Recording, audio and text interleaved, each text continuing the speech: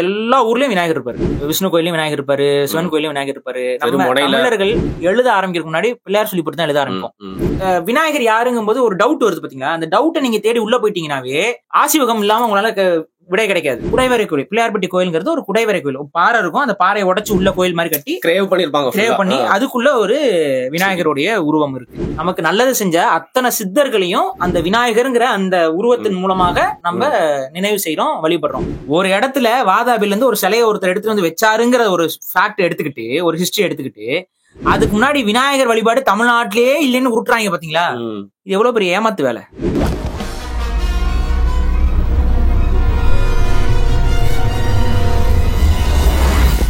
வருண் டாக்ஸில் ஒரு முக்கியமான நாள்ல பேசிக்கிட்டு இருக்கோம். இந்தியா முழுக்க வந்து பாத்தீங்கன்னா பல விதமான நம்பிக்கைகள் இருக்கு. அதுல வந்து முக்கியமான ஒரு நம்பிக்கை அப்படிங்கிறது இன்னைக்கு பலவிதமான நம்பிக்கைகள்லாம் சேர்த்து உள்ளடக்கி இருக்கக்கூடிய இந்து மதம் அப்படின்னு சொல்லலாம். அதுல ஒரு முக்கியமான ஒரு வழிபாடுன்றது வருஷம் பெரிய கொண்டாட்டத்தோட நடக்கிறது அப்படிங்கிறது விநாயகருக்கு. நம்ம ஊர்ல விநாயகர்னு சொல்லுவோம், பிள்ளையாருன்னு சொல்லுவோம், அப்புறம் கணேஷான்னு வந்து நார்த்ல சொல்றாங்க. ஆனா இவருக்கே வந்து பாத்தீங்கன்னா அந்த உரிமை கொண்டாட்டத்துல பல பேருக்கு பல கிளைம்ஸ் வந்து இருக்கு. அதுல பல ஸ்டோரிஸும் நிறைய பேர் வந்து சொல்லிட்டு இருக்காங்க. இதுல ஹிஸ்டாரிக்கலா பல ஸ்டோரிஸ் இருக்கு, அதற்கான ஆதாரங்களும் இருக்கு. அண்ட் இந்த கொண்டாட்டமே வந்து பாத்தீங்கன்னா இந்தியா முழுக்க ஒவ்வொரு இடத்துலயும் வேற வேற மாதிரி வந்து கொண்டாடிட்டு இருக்காங்க. ஸோ நம்ம எப்பவுமே என்ன பார்ப்போம், நம்ம பேசுற விஷயங்கள் எல்லாமே தமிழ்நாட்டை சார்ந்து, நம்ம மொழியை சார்ந்து, நம்மளோட கலாச்சாரத்தை சார்ந்துதான் அதை முதன்மைத்துவம் எடுத்து எங்க இருந்து இதெல்லாம் ஆரிஜின்ஸ், எங்க இருந்து இதெல்லாம் வந்து ஸ்டார்ட் ஆச்சு அப்படிங்கிறத பார்ப்போம்.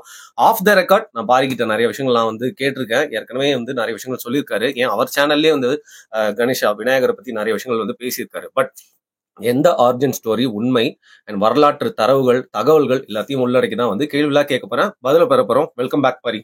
வணக்கம். சோ இந்த விநாயகர் சதுர்த்தி அப்படிங்கிற வார்த்தையில தான் வந்து எப்பவுமே இந்த கொண்டாட்டம் இருந்துச்சா? சரி, நம்ம கொண்டாட்டத்தை விட்டுருவோம். யாரு இவர் விநாயகர் அப்படிங்கிறவரு? நீங்க பல முறை சொல்லியிருக்கீங்க அந்த புராண கதைகளுக்கும் இவருக்கும் சம்பந்தமே இல்லை, இவர் ஒரு உருவகம் அப்படின்னு.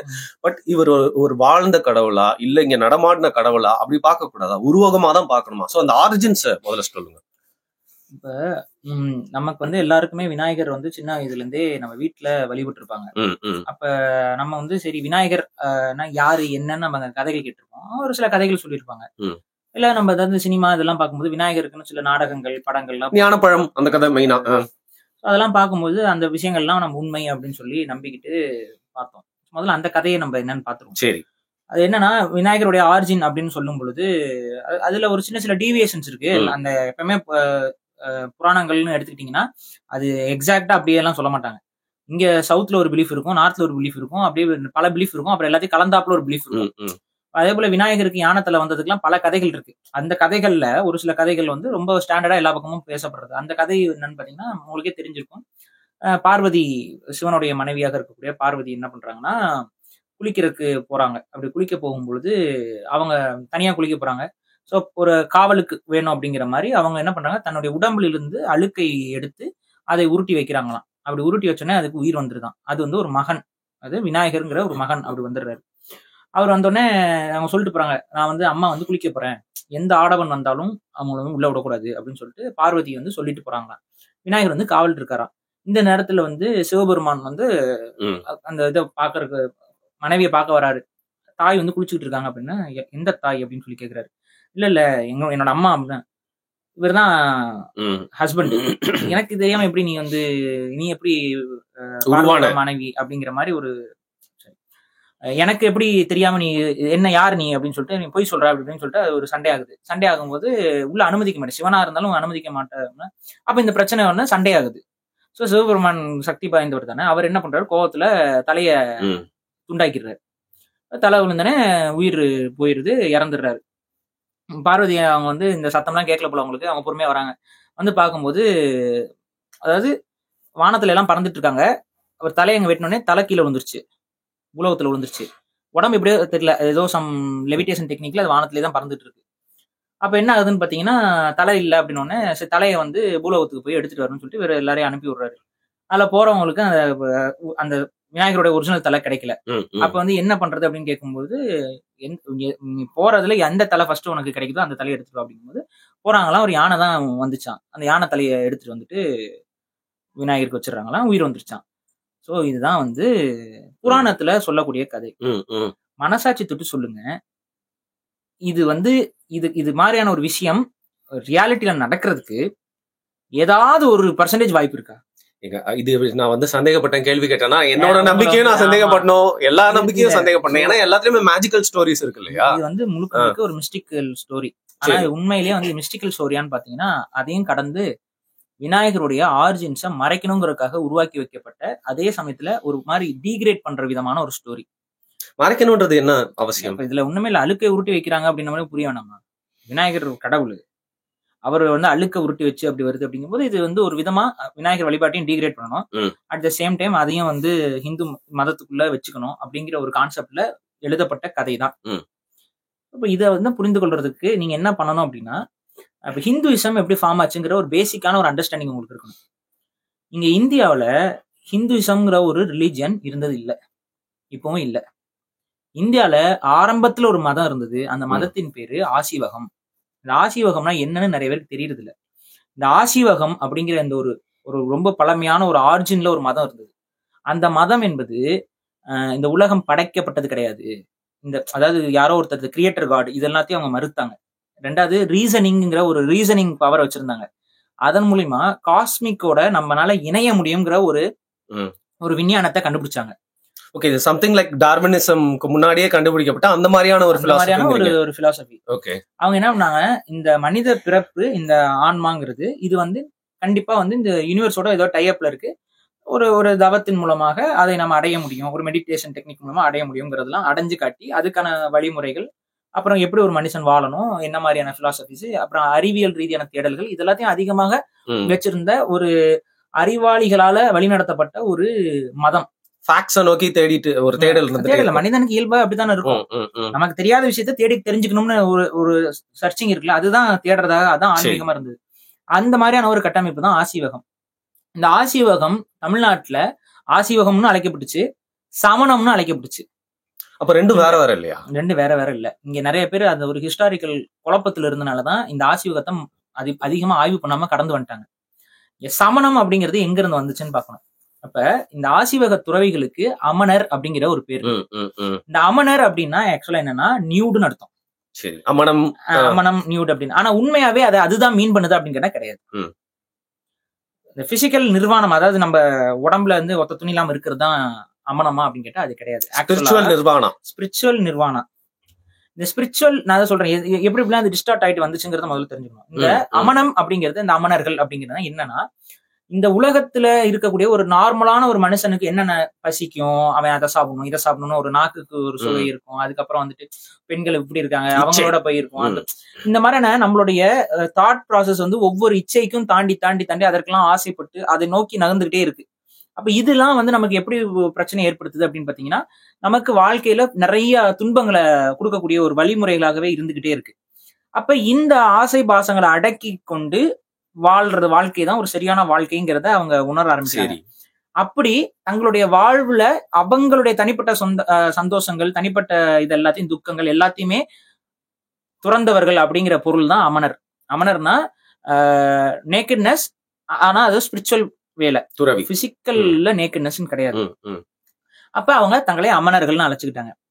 அப்ப இந்த அமனர்கள் உங்களுக்கே தெரியும், தமிழ் மொழியில வந்து பாத்தீங்கன்னா அப்படிங்கிற வார்த்தையில வரதுலாம் வந்து பாத்தீங்கன்னா சகரம் வந்து சேர்ந்துரும் மொழி திரிபுல. இப்ப வந்து அரஸ்வதி அப்படிங்கிறது வந்து சரஸ்வதி அப்படின்னு சொல்லி மாறும், சான்ஸ்கிரிட்டைஸ் ஆகும். அப்ப இது என்னன்னா, அமனர்கள் அப்படிங்கிறது கால ஓட்டத்துல சமணர்கள்னு மாறுது. சோ சமணர்கள்ங்கிறது இந்த அமனர்கள்ங்கிற அந்த வார்த்தையிலிருந்து சகர ஓசை முன்னாடி பெற்று அது சமணம் அப்படின்னு சொல்லி அமனம், அதான் சமணம் அப்படின்னு சொல்லி வருது. இப்ப இங்க என்ன பெரிய சிக்கலாயி போச்சுன்னா, இந்த தமிழ் சமணர்கள் வந்து பிசிக்கல் நியூடிட்டியை பத்தியே அவங்க பேசல, அது ஸ்பிரிச்சுவல் நியூடிட்டி, இது ஸ்பிரிச்சுவலா ஒரு இதை கொண்டு வருது. இதெல்லாம் நம்மளோட பிலாசபிங்கிறது ஒரு சிறந்த எடுத்துக்காட்டு. நீங்க சொன்னீங்களே நிர்வாணா அப்படின்னு, அந்த நிர்வாணா என்ன வார்த்தை ஆக்சுவலா? அது இங்கிலீஷ், சான்ஸ்கிரிட். ஆமா, ஐ மீன் லைக் இப்ப நிர்வாணான்றது இங்கிலீஷ்ல யூஸ் பண்றாங்க. ஆமா ஆமா, அன்னைக்கு கூட நீங்க ஏதோ டி-ஷர்ட் போட்டு உட்கார்ந்துட்டீங்க. அது ஒரு band bro, Kurt Cobain band. அத வச்சு என்ன இல்லுமினாட்டின்டாங்க. டேய், அது 10 வருஷத்துக்கு முன்னாடி வாங்குன சட்டடா. விடுங்க. அப்ப அந்த நிர்வாணா அப்படிங்கிற வார்த்தை இருக்குல்ல, நிறைய பேருக்கு என்ன நினைச்சுக்கிறாங்க, நிர்வாணா அப்படின்னா அது சான்ஸ்கிரிட் வேர்ட் அப்படின்னு. ஆனா ஆக்சுவலா அது சான்ஸ்கிரிட் வேர்டே கிடையாது. அது வந்து தமிழ்ல இருந்து சான்ஸ்கிரிட் லூட் பண்ண ஒரு வேர்டு எடுத்துக்கிட்டாங்க. எப்படி அது நான் சொல்றேன் பாருங்க. நிர்வாணானா என்ன சான்ஸ்கிரிட்ல? வந்து நிர்வாண நிலை அடைதல், நியூடிட்டி இல்ல வந்து இதுன்னு சொல்லுவாங்க, இந்த நிர்வாண நிலை, அந்த ஒரு மாதிரி எல்லாத்தையும் விட்டாங்க. இதுக்கு வார்த்தை வந்து சான்ஸ்கிரிட்ல போய் ரூட் வேர்ட் தேடினா கிடைக்காது. சரி. ஆக்சுவலா நீங்க வந்து ட்ரெஸ் இல்லாம இருக்கீங்க அப்படின்னு வச்சுக்கோங்க. அப்ப ட்ரெஸ் இல்லாம இருக்கீங்கன்னா அது வந்து ஒரு டிரான்ஸ்பரண்ட் ட்ரெஸ் நீங்க போட்டிருக்க கணக்கா? நீங்க டிரான்ஸ்பரண்ட் ட்ரெஸ் போட்டா இப்படி தெரியாதுல்ல. இப்ப அது கலர்லெஸ் அப்படிங்கிற ஒரு இது வச்சுக்கலாமா? கலர்லெஸ் இல்ல வந்து டிரான்ஸ்பரன்சி அப்படிங்கிற ஒரு விஷயம் வச்சுக்கலாமா? வாட்டர் என்ன கலரு? அதுக்கு கலரே இல்ல. அது பேர் என்ன? அது டிரான்ஸ்பரன்சி. வாட்டருக்கு தமிழ்ல பேர் என்ன? நீர். கலருக்கு தமிழ்ல பேர் என்ன? வண்ணம். நீர் கூட்டல் வண்ணம் நிர்வாணம். ஓகே. நீருடைய வண்ணம், நீர் வண்ணம் தான் அது. நீர் வண்ணம் நிர்வாணம் அப்படின்னு சொல்லி சான்ஸ்கிரிட் திருடிச்சு. அதான் சொல்றேன், இந்த மூத்த மொழி அப்படின்னா தமிழ் மொழி தான். ரூட் வேர்டு நீங்க உள்ள போய் ஆய்வு செஞ்சு எடுத்தீங்கன்னா தமிழ் தான் வரும். அப்ப நீருடைய வண்ணம் தான் நிர்வாணம். அப்ப நீருடைய வண்ணம் போல இந்த டிரான்ஸ்பரன்சிய ஒரு மனிதன் தன்னோட வாழ்க்கையில ஒரு டிரான்ஸ்பரன்சி, நீக்கே சொல்றோம்ல டிரான்ஸ்பரண்டா இருங்க, டிரான்ஸ்பரன்சியா இருக்கணும், நமக்குள்ள கான்வர்சேஷன் டிரான்ஸ்பரன்சியா இருக்கணும். அப்ப இதெல்லாம் என்னன்னா ஒரு ஒளிவு மறைவு இல்லாத ஒரு வாழ்வில் வாழ்றது அப்படிங்கிறது. அததான் அந்த காலத்துல இருந்த சித்தர்கள் வாழ்ந்தாங்க. சோ அந்த நிலை, அந்த டிரான்ஸ்பரன்சி அடைகிறது, அதுதான் வந்து நிர்வாண நிலை அப்படிங்கிறது. Doesn't mean physical nudity. அவங்க மேல ட்ரெஸ் போட்டிருக்கலாம். இன்ஃபேக்ட் வந்து ஆசிவகர்கள் ஒயிட் ட்ரெஸ் வந்து போடுவாங்க, வெள்ளை ஆடை வந்து உடுத்தக்கூடிய பழக்கம் கொண்டவர்கள். அப்ப இதுதான் உங்களுக்கு இந்த புரியுது, ஒரு பேசிக்கா அவங்களுடைய பிலாசபி எப்படி இருந்துச்சு அப்படின்னு சொல்லி. இப்போ இவங்க என்ன பண்ணுவாங்கன்னா, அவங்க ஸ்கூல்ஸ் இருக்கும், அந்த ஸ்கூல்ஸ்ல படிப்பாங்க, ரீசன் பண்ணுவாங்க, சூரியன்னா என்ன, அதுக்கு பின்னாடி என்ன இருக்கு, அந்த வாதங்கள். அதுல ஆசிவகத்துக்குள்ள இருக்கக்கூடிய வாதங்கள்ல அணுவாதம் இருந்துச்சு, அதுக்கப்புறம் உலகாயுதம் இருந்துச்சு, குளோபலைசேஷன் இருக்குல்ல, இந்த மாதிரியான நிறைய டிஸ்கஷன் வந்து அவங்க உள்ள பண்ணிட்டு இருந்தாங்க.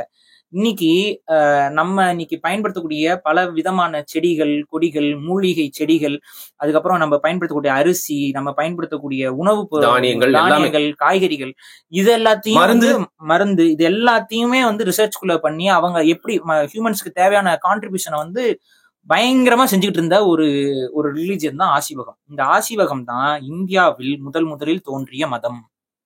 இந்த ரிலிஜியன் அப்படின்னா அது ஆசிவகம் தான். சோ இந்தியான்னு சொல்லப்படுற இந்த நிலப்பரப்புல இந்த இமயம்ல இருந்து குமரி வரைக்கும் ஆசியாங்கிற பேரும் இந்த ஆசிவகம்ங்கிற விஷயத்துல இருந்து தான் வந்தது. ரெண்டாவது, இதுக்கு ஏன் வந்து ஆசிவகம் அப்படின்னு சொன்னாங்கன்னா, ஆசு ஈவு அகம்னு அதை பிரிப்பாங்க. ஆசுனா ஒரு பிரச்சனை இல்ல ஒரு துன்பம் அப்படிங்கிற ஒரு விஷயம், சுவாசம். அதான் ஒரு துன்பம் அப்படிங்கிற ஒரு விஷயத்துல மீனிங் வரும். ஆசுனா பிரச்சனை நடக்கும், ஈவுனா சொல்யூஷன், தீர்வுங்கிறோம்ல இன்னைக்கு நம்ம, அதுதான் ஈவு.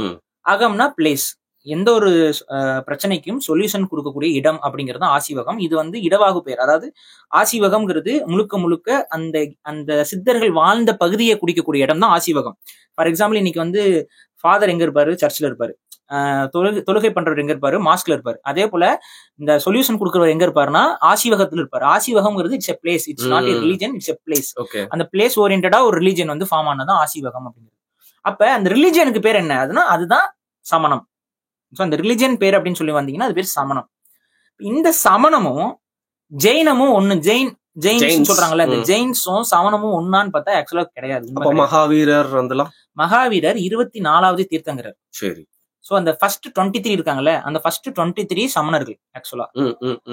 மகாவீரர் வந்துதான் ஜெயினிசத்தை கொண்டு வர்றாரு.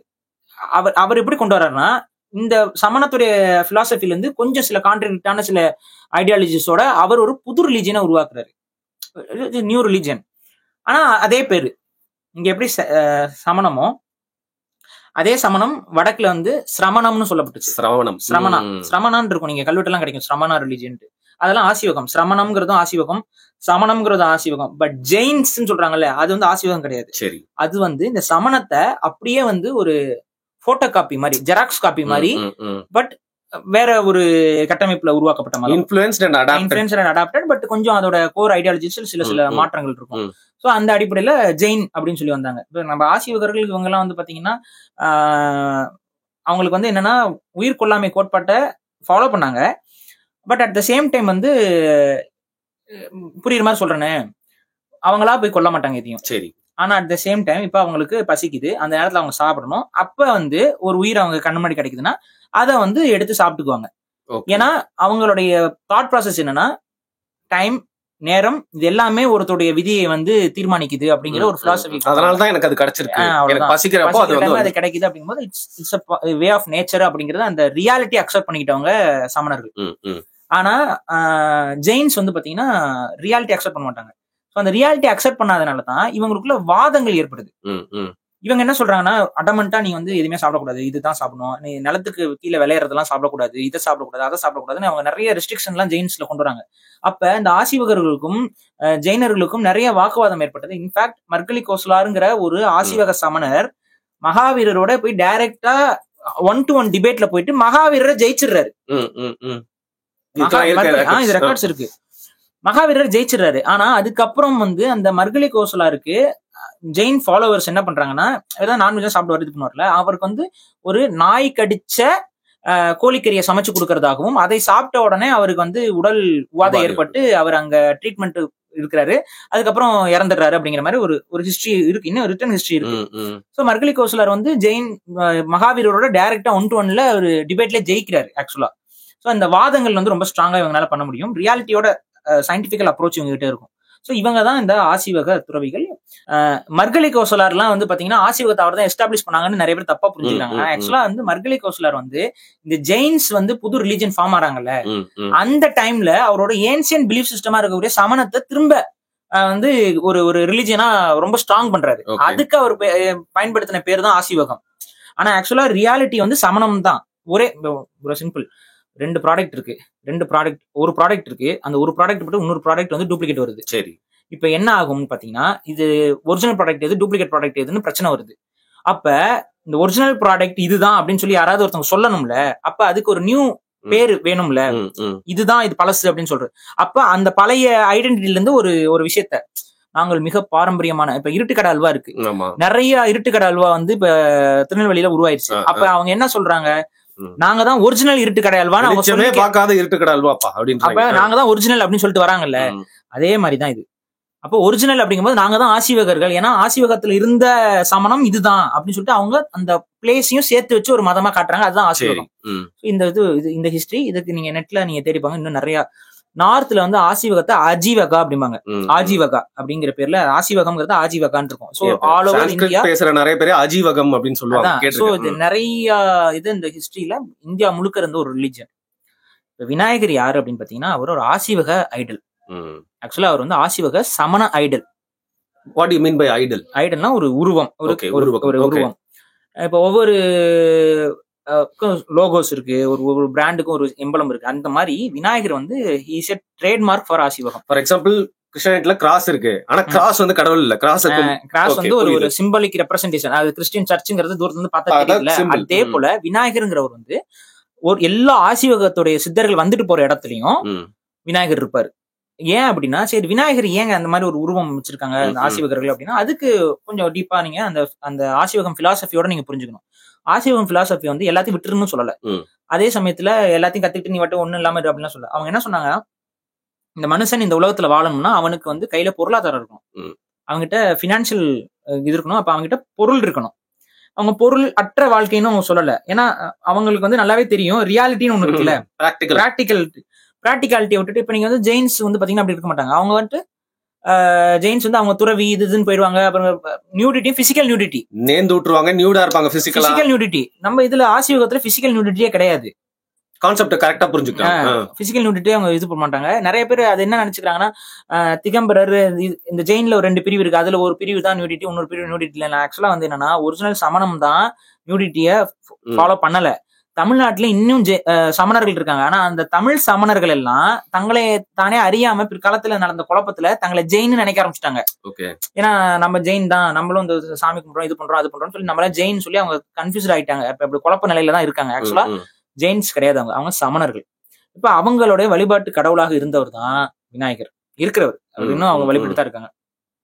சோ விநாயகருடைய உருவம் ஏன் அப்படி இருக்கு அப்படின்னு பாத்தீங்கன்னா, அது வந்து விநாயகர்னாவே நமக்கு எல்லாம் தெரியும், யானை தலை, பெருத்த உடல். இந்த பெருத்த உடல், யானை தலை அப்படிங்கும் பொழுது நமக்கு வந்து அது ஒரு கிரியேட்டிவா இருக்குன்னு நினைக்கிறோம். பட் அதுக்கு பின்னாடி ஒரு பிலாசபி இருக்கு. என்ன அப்படின்னா, பெருத்த உடல்ங்கிறது வந்து பொருளாதாரத்தை குறிக்கும்.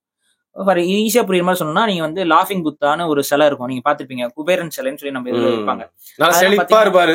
நல்லா சாப்பிட்டு முன்னாடி இல்ல தட்டுக்கு முன்னாடி பாத்தீங்கன்னா கல்லாக்கு பக்கத்துலயே வச்சிருப்பாங்க ஒரு போட்டோ. தட்டு மூட்டை எல்லாம் சைட்ல வச்சுக்கிட்டு அப்படி நீங்க கிட்டத்தட்ட விநாயகரோட உடம்பும் அதேதான். நீங்க பாத்தீங்கன்னா தெரியும், விநாயகரோட உடம்பு நல்லா தொப்பையும் கிப்பியமா இருக்கும். முன்னாடி வந்து பாத்தீங்கன்னா சாப்பாடு ஐட்டம்லாம் இருக்கும், நகை இருக்கும், பணம் இருக்கும் எல்லாம். சோ அது வந்து பொருளாதாரத்தை குறிக்குது. பெருத்த உடல் அப்படின்னா யாருக்கிட்ட இருக்கும், நல்ல வசதியா, இப்ப நமக்கே கையில காசு இது பண்ணுச்சுன்னா ஒரு சுத்து குண்டாயிட்டீங்கன்னு தானே சொல்றாங்க. சோ அந்த மாதிரி வசதி வாய்ப்புக்கான ஒரு உருவமா பெருத்த உடல். அவருடைய தலை வந்து யானை. இப்ப யானை அப்படிங்கும்போது ஆசிவகர்களுக்கு ரொம்ப பிடிச்ச ஒரு விலங்கா உயிரினமா யானை இருந்துச்சு. ரீசன் என்ன அப்படின்னு பாத்தீங்கன்னா, இந்த நிலப்பரப்புல மிக அறிவான ஒரு விலங்கு, அதோட மெமரி பவர் ரொம்ப ஸ்ட்ராங், அதோடைய குடும்ப நிர்வாக முறையும் ரொம்ப ஸ்ட்ராங். நிறைய ஒரு இப்ப ஃபார் எக்ஸாம்பிள் வந்து 24 வயசு 25 வயசுக்கு அப்புறம் தான் யானை வந்து பிரீடிங்கே அலோவ் பண்ணும். சோ அந்த மாதிரியான ஸ்ட்ரக்சரலான, ஆமா அதெல்லாம் கர்ப்பத்தை அந்த பிரசவிக்கிறதுக்கும் ரொம்ப டைம் எடுத்துக்கும். அது 2 வருஷம் ஆகும் கர்ப்பமாகிறது, பிறக்கிறதுக்கு வந்து 2 வருஷம் ஆகும். ஆனா அந்த செக்ஷுவல் இது மெச்சூரிட்டி இதெல்லாம் வந்து கரெக்டா ஃபாலோ பண்ணும். அதுக்கப்புறம் எந்த உயிரினத்துக்கு இல்லாத ஒரு விஷயம் என்னன்னு பாத்தீங்கன்னா, யானை வந்து அதோட முன்னோர்களை வழிபடும். எப்படி அப்படின்னா, காட்டுல இருக்க யானைகள் வந்து இறக்கும் தருவாயில் அவங்க அதெல்லாமே வந்து ஒரே பிளேஸ்ல போய் உட்காரும். அது கொஞ்சம் சேஃபான ஒரு லொகேஷன்ல போய் அது உட்காந்துட்டு தான் செத்துரும், தானா சாகுறது அப்படின்னா.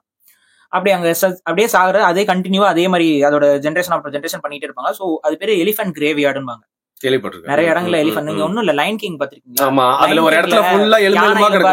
அது எலிஃபென்ட் கிரேவ்யார்டு. அந்த மாதிரி எலிஃபென்ட் கிரேவ்யார்டு வந்து ஆப்பிரிக்காலும் இருக்கு, ஆசியாலும் இருக்கு. யானைகளோட ஒரு கல்ச்சர் அது. சரி. சோ அதுக்குள்ள இருக்க அந்த இது என்னன்னா, அதோட வாழ்ந்த இடம் இல்ல, அது கிரேவ்யார்டுன்னு தனியா இருக்கும். இந்த இடத்த கிராஸ் பண்ணி போற யானைகள்லாம் அந்த கிரேவ்யார்டுக்கு போயிட்டு அங்க இருக்க எலும்பு எல்லாத்தையும் தூக்கி கொஞ்ச நேரம் அப்படியே ஒரு மாதிரி ஒரு நம்ம மனிதர்கள் வந்து இது பண்றோம்ல, துக்கம் அனுசரிக்கிறோம், அந்த மாதிரியான விஷயங்கள்லாம் செய்யுங்க யானைகள். அப்ப யானை வந்து ஒரு அறிவார்ந்த உயிரினம், ஒரு அன்பான உயிரினம். அதோட லைஃப் ஸ்டைல் இதெல்லாத்தையும் பார்த்துட்டு சித்தர்கள் வந்து ஒரு அறிவுக்கான அடையாளமா யானையை வந்து கன்சிடர் பண்றாங்க. ஆனா துரதிருஷ்டவசமா யானை கருப்பா தான் இருக்கும். கருப்புங்கிறது டார்க்க குறிக்குது, பிளாக்க குறிக்குது. பிளாக் வந்து ஆட்டோமேட்டிக்கா டார்க்னஸ் குறிக்கும். சோ டார்க்னஸ் வந்து பாத்தீங்கன்னா அந்த கால பிலாசபி படி இருட்டு அப்படிங்கிறது வந்து அறிவு இன்மை அப்படிங்கிறது காரணம். ரீசன் என்ன, இந்த ரூம்ல இப்ப பேசிட்டு இருக்கோம், லைட்லாம் ஆஃப் பண்ணிட்டா நம்ம எதாவது தெரியுமா? சோ ஒரு உண்மையை நீங்க புரிஞ்சுக்கணும் அப்படின்னாமே அந்த இடத்துல ஒரு வெளிச்சம் இருந்தா தானே என்ன ரியாலிட்டின்னு தெரிஞ்சுக்க முடியுது. சோ வெளிச்சமற்ற தன்மை வந்து அறிவற்ற தன்மை அப்படிங்கிறது. இப்ப சொல்ல பேசிட்டு இருக்கும்போது நீங்க அப்படியே ஜோன் அவுட் ஆயிட்டீங்கன்னா, என்ன ப்ரோ பிளாங்க் ஆயிட்டீங்கன்னு. சோ அது ஒரு வெளிச்சம் இல்லாத தன்மை அப்படின்னா, அப்ப இருட்டு அப்படிங்கிறது அறிவு அற்ற தன்மைன்னு கூடும். அப்ப அவங்க என்ன பண்றாங்க, யானையை கருப்பா காமிச்சோம்னா அது இருளை குடிச்சிடும், அப்புறம் வந்து அறிவற்ற தன்மைன்னு ஆயிடும். அது கான்ட்ராடிக்ட் ஆகும்ல. அப்ப அவங்க என்ன பண்றாங்க, வெள்ளை யானைன்னு ஒரு உருவகத்தை உருவாக்குறாங்க. ஆக்சுவலா யானையில வந்து ஒயிட் எலிஃபென்ட்னு ஒண்ணும் இல்ல, உடனே இப்ப தூக்குவாங்க. இல்ல மேமத் வந்து அது ஹேருமே அது பிளாக்கிஷ் பிரவுன் தான், டார்க் பிரவுன் தான். சோ அதெல்லாம் இல்ல. தாய்லாந்துல வெள்ளை யானை இருக்கும், தாய்லாந்துல வெள்ளை யானை இருக்கு கமெண்ட் நேரம் ஆரம்பிச்சிருப்பீங்க. என்னன்னா இந்த பிலீஃப் இருக்கு பாத்தீங்களா, ஒயிட் எலிஃபென்ட் அப்படின்னு சொல்ற பிலீஃப் வந்து நம்ம இந்த ஆசியோகத்தோட தொடர்ச்சி இருக்குல்ல, இதனால அந்த எலிஃபென்ட்ல வந்து பாத்தீங்கன்னா ஆல்பினோ டிசார்டர்ல எல்லா மிருகத்திலயுமே இருக்கும், ஆல்பினோ பிறக்கும்ல. அப்ப அதை எப்படி பாத்துருப்பாங்க, இந்த பிலீஃப்ல இருக்காங்க. வெள்ளையானா அறிவுக்கான அடையாளம், ஒரு செல்வத்துக்கான அடையாளம், இப்படிலாம் பாக்குறவங்க டக்குன்னு ஒரு ஆல்பினோல ஒரு யானை பிறக்குதுன்னா அது ஒரு மாதிரி பிங்க் கலர்ல இருக்கும், ஒரு மாதிரி லைட் பிங்கா இருக்கும். அந்த யானைய என்ன பண்ணுவாங்க, சும்மா விடுவாங்களா, திரும்ப அது இனப்பெருக்கம் பண்ணி அந்த ராயல் தாய்லாந்து கிங்ஸ் அவங்க என்ன பண்ணாங்கன்னா அந்த வெள்ளை யானையை வந்து அவங்களுடைய எம்பளமா எடுத்துக்கிட்டாங்க. அது எங்க இருந்து எடுத்துக்கிட்டாங்கன்னா, இந்திரன் கிட்ட இருந்து. இந்திரனோட யானை வந்து வெள்ளை யானை. இந்த வெள்ளை யானை எங்கெங்கெல்லாம் வருதோ அது எல்லாமே ஆசியோகத்தோட அடையாளங்கள். இந்திரனும் ஆசியோக கடவுள் தான். அதே போல வந்துட்டு விநாயகர் முன்னாடி 2 வெள்ளை யானை இருக்கும், சரஸ்வதி முன்னாடி 2 வெள்ளை யானை இருக்கும், லட்சுமி முன்னாடி 2 வெள்ளை யானை இருக்கும். பாத்திருக்கீங்களா? இதெல்லாம் என்ன ஆசிவகத்துடைய அடையாளங்கள் தான் இந்த வெள்ளை யானையே. இப்ப நான் யோசிப்பேன், எங்க அண்ணன் விஜயோட தேவையில்லாம இல்ல அரசியல் பத்தி பேசுறோம், சரி அவர் எங்க இருந்து எடுத்தாருங்கிறது இல்ல. பட் வெள்ளை யானைங்கிறது இந்த ஆசிவகத்துடைய தமிழருடைய ஆதிகால மெய்யியல் கோட்பாட்டுடைய ஒரு வடிவம். அப்ப இதுதான் விஷயம். தாய்லாந்து மன்னர்கள் அந்த மாதிரி ஒரு வெள்ளை யானை கிடையாது, அது ஆக்சுவலா ஒரு ஆல்பினோ எலிஃபென்ட்ஸ். அந்த ஆல்பினோ எலிஃபென்ட்ஸ் வந்து தொடர்ச்சியா ப்ரீட் பண்ணி அவங்க கிட்ட ஒரு ஸ்டாக் எப்பவுமே இருக்கும். அது காட்டுல எல்லாம் இருக்காது, வெள்ளை யானை அவங்க கிட்ட மட்டும் தான். அது அவங்க கிட்ட அவங்க ப்ரீட் பண்ணி வச்சிட்டு இருக்கனால அந்த கோயில்கள்ல வச்சிருப்பாங்க. அது இப்ப நம்ம ஊர்ல ஏன் யானை கோயில் இருக்கு? ஏன் ஆசீவகத்தோட அடையாளங்க. சோ ஆசீவகத்தோட அடையாளம் தான். அவனை இன்னைக்கு ஆனா சப்சர்வன்ட் மாதிரி மாத்தி வச்சிருக்காங்க. இல்ல ப்ரோ, அன்னைக்குமே யானை எல்லாம் வந்து ஆசீர்வாதம் எல்லாம் பண்ணிட்டல. அன்னைக்கு அந்த யானை யாரை ரெப்ரசென்ட் பண்ணுச்சுன்னா சித்தர்களை ரெப்ரசென்ட் பண்ணுச்சு. சரி, சித்தர்கள் கோயில்ல இருப்பாங்க, அவங்க தான் ஆசீர்வாதம் பண்ணுவாங்க. யானை ஆசீர்வாதம் பண்ணாது. யானை ஆசீர்வாதம் பண்ணல உங்களுக்கு ஏதாவது நல்லது நடக்குமா? அதுவா வந்து உங்களுக்கு அறிவுரை சொல்ல போது யானை வந்து தொட்டுச்சுன்னா எனக்கு ஒரு ஜாலி குட்டியா இருக்கும். யானை ஆசீர்வாதம் பண்றதுனால எந்த ஒரு பெனிஃபிட்ஸும் உங்களுக்கு கிடையாது. அன்னைக்கு வந்து இந்த யானைங்கிறது இது சிம்பாலிக் ரெப்ரசன்டேஷன் ஆஃப் ஆசீவகம். அன்னைக்கு ஆசீவக சித்தர்கள் கோயில்ல உட்காந்துருப்பாங்க. உங்களுக்கு எந்த பிரச்சனைனாலும் நீங்க போய் சொன்னீங்கன்னா அவங்க உங்களுக்காக யோசிச்சு அதுக்கான சொல்யூஷன் கொடுப்பாங்க. உங்களுக்கு உடம்பு முடியலையா, அங்க வந்து கிளினிக் இருக்கும், அங்க வந்து உங்களுக்கு மெடிக்கல் இது ஹெல்ப் இருக்கும். உங்களுக்கு மனசுல பிரச்சனையா, ஒரு ஸ்ட்ராட்டஜி கேட்கணுமா, ஒரு அரசன் ஒரு நாட்டை நிர்வகிக்கணுமா, ஆலோசனை, இது எல்லாமே ஃப்ரீ ஆஃப் காஸ்ட்ல அன்னைக்கு கோயில்களுக்குள்ள நடந்துகிட்டு இருந்தது. அங்கதான் ஆக்சுவலா அரசாங்கமே நடக்கும். அதனாலதான் கோயில், அது பேரு கோயில்னா, கோனா அரசன் அர்த்தம், இல்லம்னு அர்த்தம். அப்ப அரசனே அங்கதான். அப்ப அரசனே அங்கன்னா அவன் என்ன அங்க வாழ்ந்துட்டு இருந்தானா? அப்ப கிடையாது. கோயில்ல யாரா இருந்தா? இப்ப நீங்க கோயில்ல சிவன் இருக்காரு, இப்ப கோயில்ல முருகன் இருக்காரு, இப்ப கோயில்ல விஷ்ணு இருக்காரு. இவங்க எல்லாமே they are all Siddha gods. அவங்க எல்லாம் ஒரு காலத்துல மனுஷனா வாழ்ந்தவங்க தான். இவங்க எல்லாருமே இந்த மக்களுக்கு இதன் மூலமாக ஒரு எப்படி சொல்றது, இந்த ஒரு ஸ்பிரிச்சுவல் லீடர்பாங்கல்ல. இப்ப நீங்க தலாய்லாமா எல்லாம் சொல்றோம்ல, அந்த மாதிரி ஒரு ஸ்பிரிச்சுவல் கிங்ஸ் இவங்க எல்லாம் தான் அரசர்கள். அன்னைக்கு இவங்க தான் வந்து ஒட்டுமொத்த நாட்டையும் நிர்வகிப்பாங்க. இவங்க கிட்டதான் மார்ஷியல் ஆர்ட்ஸ் உருவாச்சு. இவங்க தான் எல்லாத்தையுமே அவ்வளவு அறிவா இருப்பாங்க. நிர்வாகம் என்பது இந்த அடிப்படையில தான் அவங்களால வந்து ஒரு எப்படி சொல்றது, ஒரு ஒரு அழகான ஒரு சிவிலைசேஷன் அவங்களால கட்டியமைக்க உருவாக்க முடியும். எல்லாருமே கான்ட்ரிபியூட்டர்ஸ். ஆமா, எல்லாருமே. என்னன்னா ஒரே ஒரு சாரி இன்டர்பிரட், என்னன்னா ஒரே ஒரு கஷ்டமாயிருதுன்னா, முருகர் இருந்தாருன்றீங்க, சிவன் இருந்தாரு, பெருமாள், இவங்க எல்லாம் வந்து சித்தர்கள் இருந்தாங்க, லிவிங் வாக் ஆன் த லேண்ட்ன்றீங்க. பட் இப்ப இந்த கணேஷா, இந்த குழந்தை கணேஷா அது மாதிரி உருவகப்படுத்தி நம்ம கூட ரிலேட் பண்ணி அந்த ஒரு எமோஷனல் ஸ்டோரி இப்ப நீங்க இது கட் ஆகுதுன்றது நிறைய பேருக்கு வருத்தமா இருக்கும். அப்படிலாம் இல்ல. ஆக்சுவலா நீங்க வந்து ரொம்ப ஒரு தவறான, உங்களால வந்து இன்னைக்கு மத்த ரிலிஜனுக்கு மத்தியில உங்க ரிலிஜனை வந்து தூக்கி பிடிச்சு பேச முடியாமல் போறதுக்கான காரணமே நீங்க இந்த ஃபேக் ஸ்டோரிஸ் நம்பறனாலதான். உங்களால நீங்க எல்லாரும் வந்து ஹிந்துயிசம் அந்த மாதிரி அந்த ஸ்டோரிஸ் எல்லாம் சொல்லிட்டு இருந்த எல்லா ரிலிஜனும் காணாம, அதுக்காக நான் பொய் சொல்லுங்கன்னு சொல்லல. அந்த மாதிரி ஸ்டோரிஸ் சொல்லிட்டு இருந்த அத்தனை ரிலிஜனும் உலகத்துல இருந்து வைப் அவுட் ஆயிருச்சு. நீங்க நல்லா புரிஞ்சுக்கணும். புரியுதுங்களா? சோ ஒரிஜினல் ரியாலிட்டி என்னவோ அதை நம்ம பேச கத்துக்கணும். அதை கத்துக்காம தான் நீங்க ரொம்ப அவமானப்படுவீங்க, ரொம்ப அசிங்கப்படுவீங்க. இவ்வளவுதான் விஷயம். அப்ப இந்த விநாயகர் அப்படிங்கிறது அந்த யானையுடைய தலை, வெள்ளை யானை, அப்புறம் பெருத்த உடல். இந்த பிலாசபி என்ன சொல்லுது அப்படின்னு பாத்தீங்கன்னா, யானையோட ரெப்ரசன்டேஷன் ஃபார் விஸ்டம், சரி, சிம்பாலிக் ரெப்ரசன்டேஷன் ஆஃப் விஸ்டம். அதுக்கப்புறம் வந்து நல்ல செயல், இந்த பியூரிட்டி, வெள்ளை, இந்த அந்த இது எல்லாத்தையுமே வந்து யானையோட அந்த சிம்பாலிசம் வந்து ரெப்ரசன்ட் பண்ணுது. நல்ல சிந்தனை, நல்ல புத்தி, அறிவு, மெமரி பவர், இது எல்லாத்தையும். அதுக்கு அடுத்து பெருத்த உடல்ங்கிறது வெல்த், பணம், செழிப்பு, வருமானம், இதெல்லாத்தையும் கொடுக்குது. இது ரெண்டும் ஒரு மனுஷனுக்கு இருந்தா தான் அவனுடைய லைஃப் வந்து கம்ப்ளீட்டான லைஃப், ஒரு ஸ்டேபிளான லைஃப். புரியுதுங்களா? இந்த பிலாசபி. அப்ப ஒருத்தனுக்கு அறிவும் இருக்கணும், அறமும் இருக்கணும், நற்சிந்தனையும் இருக்கணும், பணமும் இருக்கணும், பொருளாதாரமும் இருக்கணும். இது எல்லாம் இருந்தா அவனோட லைஃப் வந்து ரொம்ப ஸ்மூத்தா போகும், அவன் நிம்மதியான வாழ்க்கையை வாழ்வான். ஸோ இதுதான் வந்து இந்த ஆசீவகத்துடைய ஹையர் பிலாசபி. இந்த ஹையர் பிலாசபிய ஒரு சிம்பாலிக் ரெப்ரசன்டேஷனா அன்னைக்கு இருந்த ஆசீவக சித்தர்கள் மக்கள் மத்தியில ஈஸியா கொண்டு போய் சேர்க்கறதுக்காக உருவாக்கப்பட்ட ஒரு ஐடல் தான் விநாயகர். விநாயகருக்கு வந்து வாகனமாக இருக்கக்கூடியது வந்து மூஞ்சூர். இந்த மூஞ்சூர் ஏன் வாகனமாக விநாயகருக்கு வச்சிருக்காங்கன்னு பாத்தீங்கன்னா, மூஞ்சூர் வந்து பாத்தீங்கன்னா தொடர்ச்சியா போகக்கூடிய ஒரு செயின் மாதிரியான அமைப்பை வந்து ஃபார்ம் பண்ணும். குட்டி, அதாவது மூஞ்சூர் இருக்குல்ல, மூஞ்சூர் வந்து அம்மா வந்து பாத்தீங்கன்னா குட்டிகள் எப்படி திரும்ப கூட்டிட்டு போகும். அது வந்து பாத்தீங்கன்னா இந்த அம்மாவுடைய வாழை வந்து ஒரு மூஞ்சூர் கிடைச்சிக்கும், இன்னொரு அதோட வாழை இன்னொரு குட்டி கிடைச்சிக்கும், அதோட வாழை இன்னொரு குட்டி கிடைச்சிக்கும். அப்படியே ஒரு ட்ரெயின் மாதிரி லிங்க் மாதிரி போயிட்டு அந்த மூஞ்சூர் வந்து போகும். இப்ப இந்த ஆசீவகர்கள் இவங்க அந்த உலகாயுதம், இந்த பொருளாதாரம், இது எல்லாத்தையும் பேசினாங்களே. So they are the first business community in entire world. புரியுதா? இப்ப அதுக்கு முன்னாடி பிசினஸ் கிடையாது, அதுக்கு முன்னாடி பிசினஸ்ங்கிற ஒரு கான்செப்ட் கிடையாது. பார்ட்டர் மேபி இருந்திருக்கும். எப்படி என்ன மாதிரி இருந்துச்சு அப்படின்னா, உங்ககிட்ட ஒன்னு இருக்கு, என்கிட்ட ஒன்னு இருக்கு, அதான் பார்ட்டர். அப்ப அதை வந்து இதை கொடுத்து இதை மாத்திக்கலாம் அப்படிங்கிறது இருக்கு. இது பிசினஸோட ஸ்டார்டிங் பாயிண்ட். ஆனா அது ஆக்சுவலா இருந்துருக்குமான்னு பார்த்தா கிடையாது. அது எப்ப பிசினஸ்னா, அந்த உன்னை நம்பி நான் வந்து வாங்குறேன், உன்னை நம்பி நான் விற்கிறேன் அப்படின்னா தான் பிசினஸ். இப்ப நான் வந்து பாக்குறேன் உங்ககிட்ட இருக்கு, உங்களை அடிச்சு நான் கொலை பண்ணிட்டு எடுத்துட்டு போயிட்டா அது நடந்துட்டு தான் இருந்துச்சு. அப்ப அதை ஒழிச்சு அந்த ஒரு தொழில் தர்மம், அந்த ஒரு பிசினஸ் தர்மம் இருந்தாதான் உலகம் வந்து ஸ்ட்ராங்கா இருக்கும், எல்லாரும் கிடைக்கும் அப்படிங்கிற அந்த ஒரு பிலாசபினால பிசினஸ் மெர்ச்சன்ஸா நிறைய பேர் இருந்தாங்க இந்த மதத்துல, ஆசீவகத்துல. அப்ப அந்த பிசினஸ் வந்து ஃபர்ஸ்ட் உருவாக்குனவர்கள் இவர்கள் அப்படிங்கறதுனால அந்த பிசினஸுக்கான ஒரு ரெப்ரசன்டேஷன் தான் அந்த மூஞ்சூர். மூஞ்சூர் வந்து எப்படி அன்னைக்கு இருந்த பிசினஸ் ட்ரேட் கார்ட்ஸ் எப்படி போகுமோ வருஷ வரிசையா அதே போல இந்த மூஞ்சூர்கள் வந்து வரிசையா போறதுனால அது வந்து ஒரு அதுவும் சிம்பாலிக் ரெப்ரசன்டேஷன். மூஞ்சூர் மேல விநாயகர் உட்காந்துட்டு போனதே கிடையாது. நிறைய பேர் நம்ம ஊர்ல மூஞ்சூரம் கூட போடுறது இல்ல, அது பெருச்சாலையை பிடிச்சிருப்பாங்க பாத்திருக்கீங்களா விநாயகர் பக்கத்துல. நிறைய பேர் அதான் மறந்துச்சு, எலி நினைச்சுக்கிறாங்க. மூஞ்சூர் வேற எலி வேற, ரெண்டு வெவ்வேறு ஸ்பீசியஸ். அதெல்லாம் தெரியுது நமக்கு நிறைய பேருக்கு. மூஞ்சூரால எந்த ஆபத்தும் மனிதனுக்கு கிடையாது. அது கூட விளையாட கூட செய்யலாம், ஒண்ணுமே கடிக்காது, ஒண்ணும் பண்ணாது. பக்கத்துல ஒண்ணு பாக்குறதுக்கு. சோ அதுதான் அது அதோட பிஹேவியர் அந்த மாதிரி இருக்கும். அப்ப அந்த மெர்ச்சன்ட் கம்யூனிட்டிஸ் இது ஆசிவகத்துக்கு ரொம்ப முக்கியமா இருந்தாங்கனால இப்ப புரியுதா ஏன் வந்து மெர்ச்சன்ட்ஸ் வந்து சாத்தனார் அப்படின்னு சொன்னாங்க. நான் சொன்னேன்ல ஆசிவகத்துடைய அந்த சித்தர்கள் எல்லாம் சாத்தனார்னு. சோ இவ்வளவுதான் விஷயம். நம்ம ஏதோ ஒரு இதுல பேசணும்போது கூட சைத்தான்ங்கிற இஸ்லாமிக் இதுதான் சாத்தான்னு மாறுச்சுன்னு சொன்னாங்க. இப்ப நான் கேட்கறேன், அப்ப சாத்தான் குளம்னு தமிழ்நாட்டுல இருக்கு, அப்ப இங்க எல்லாம் சாத்தான வழிபட்டவங்களா? இல்ல, சாத்தான் தான் குளம் கட்டி குளிச்சுட்டு இருந்ததா? நாங்க பேசுறது ஹிஸ்டரி.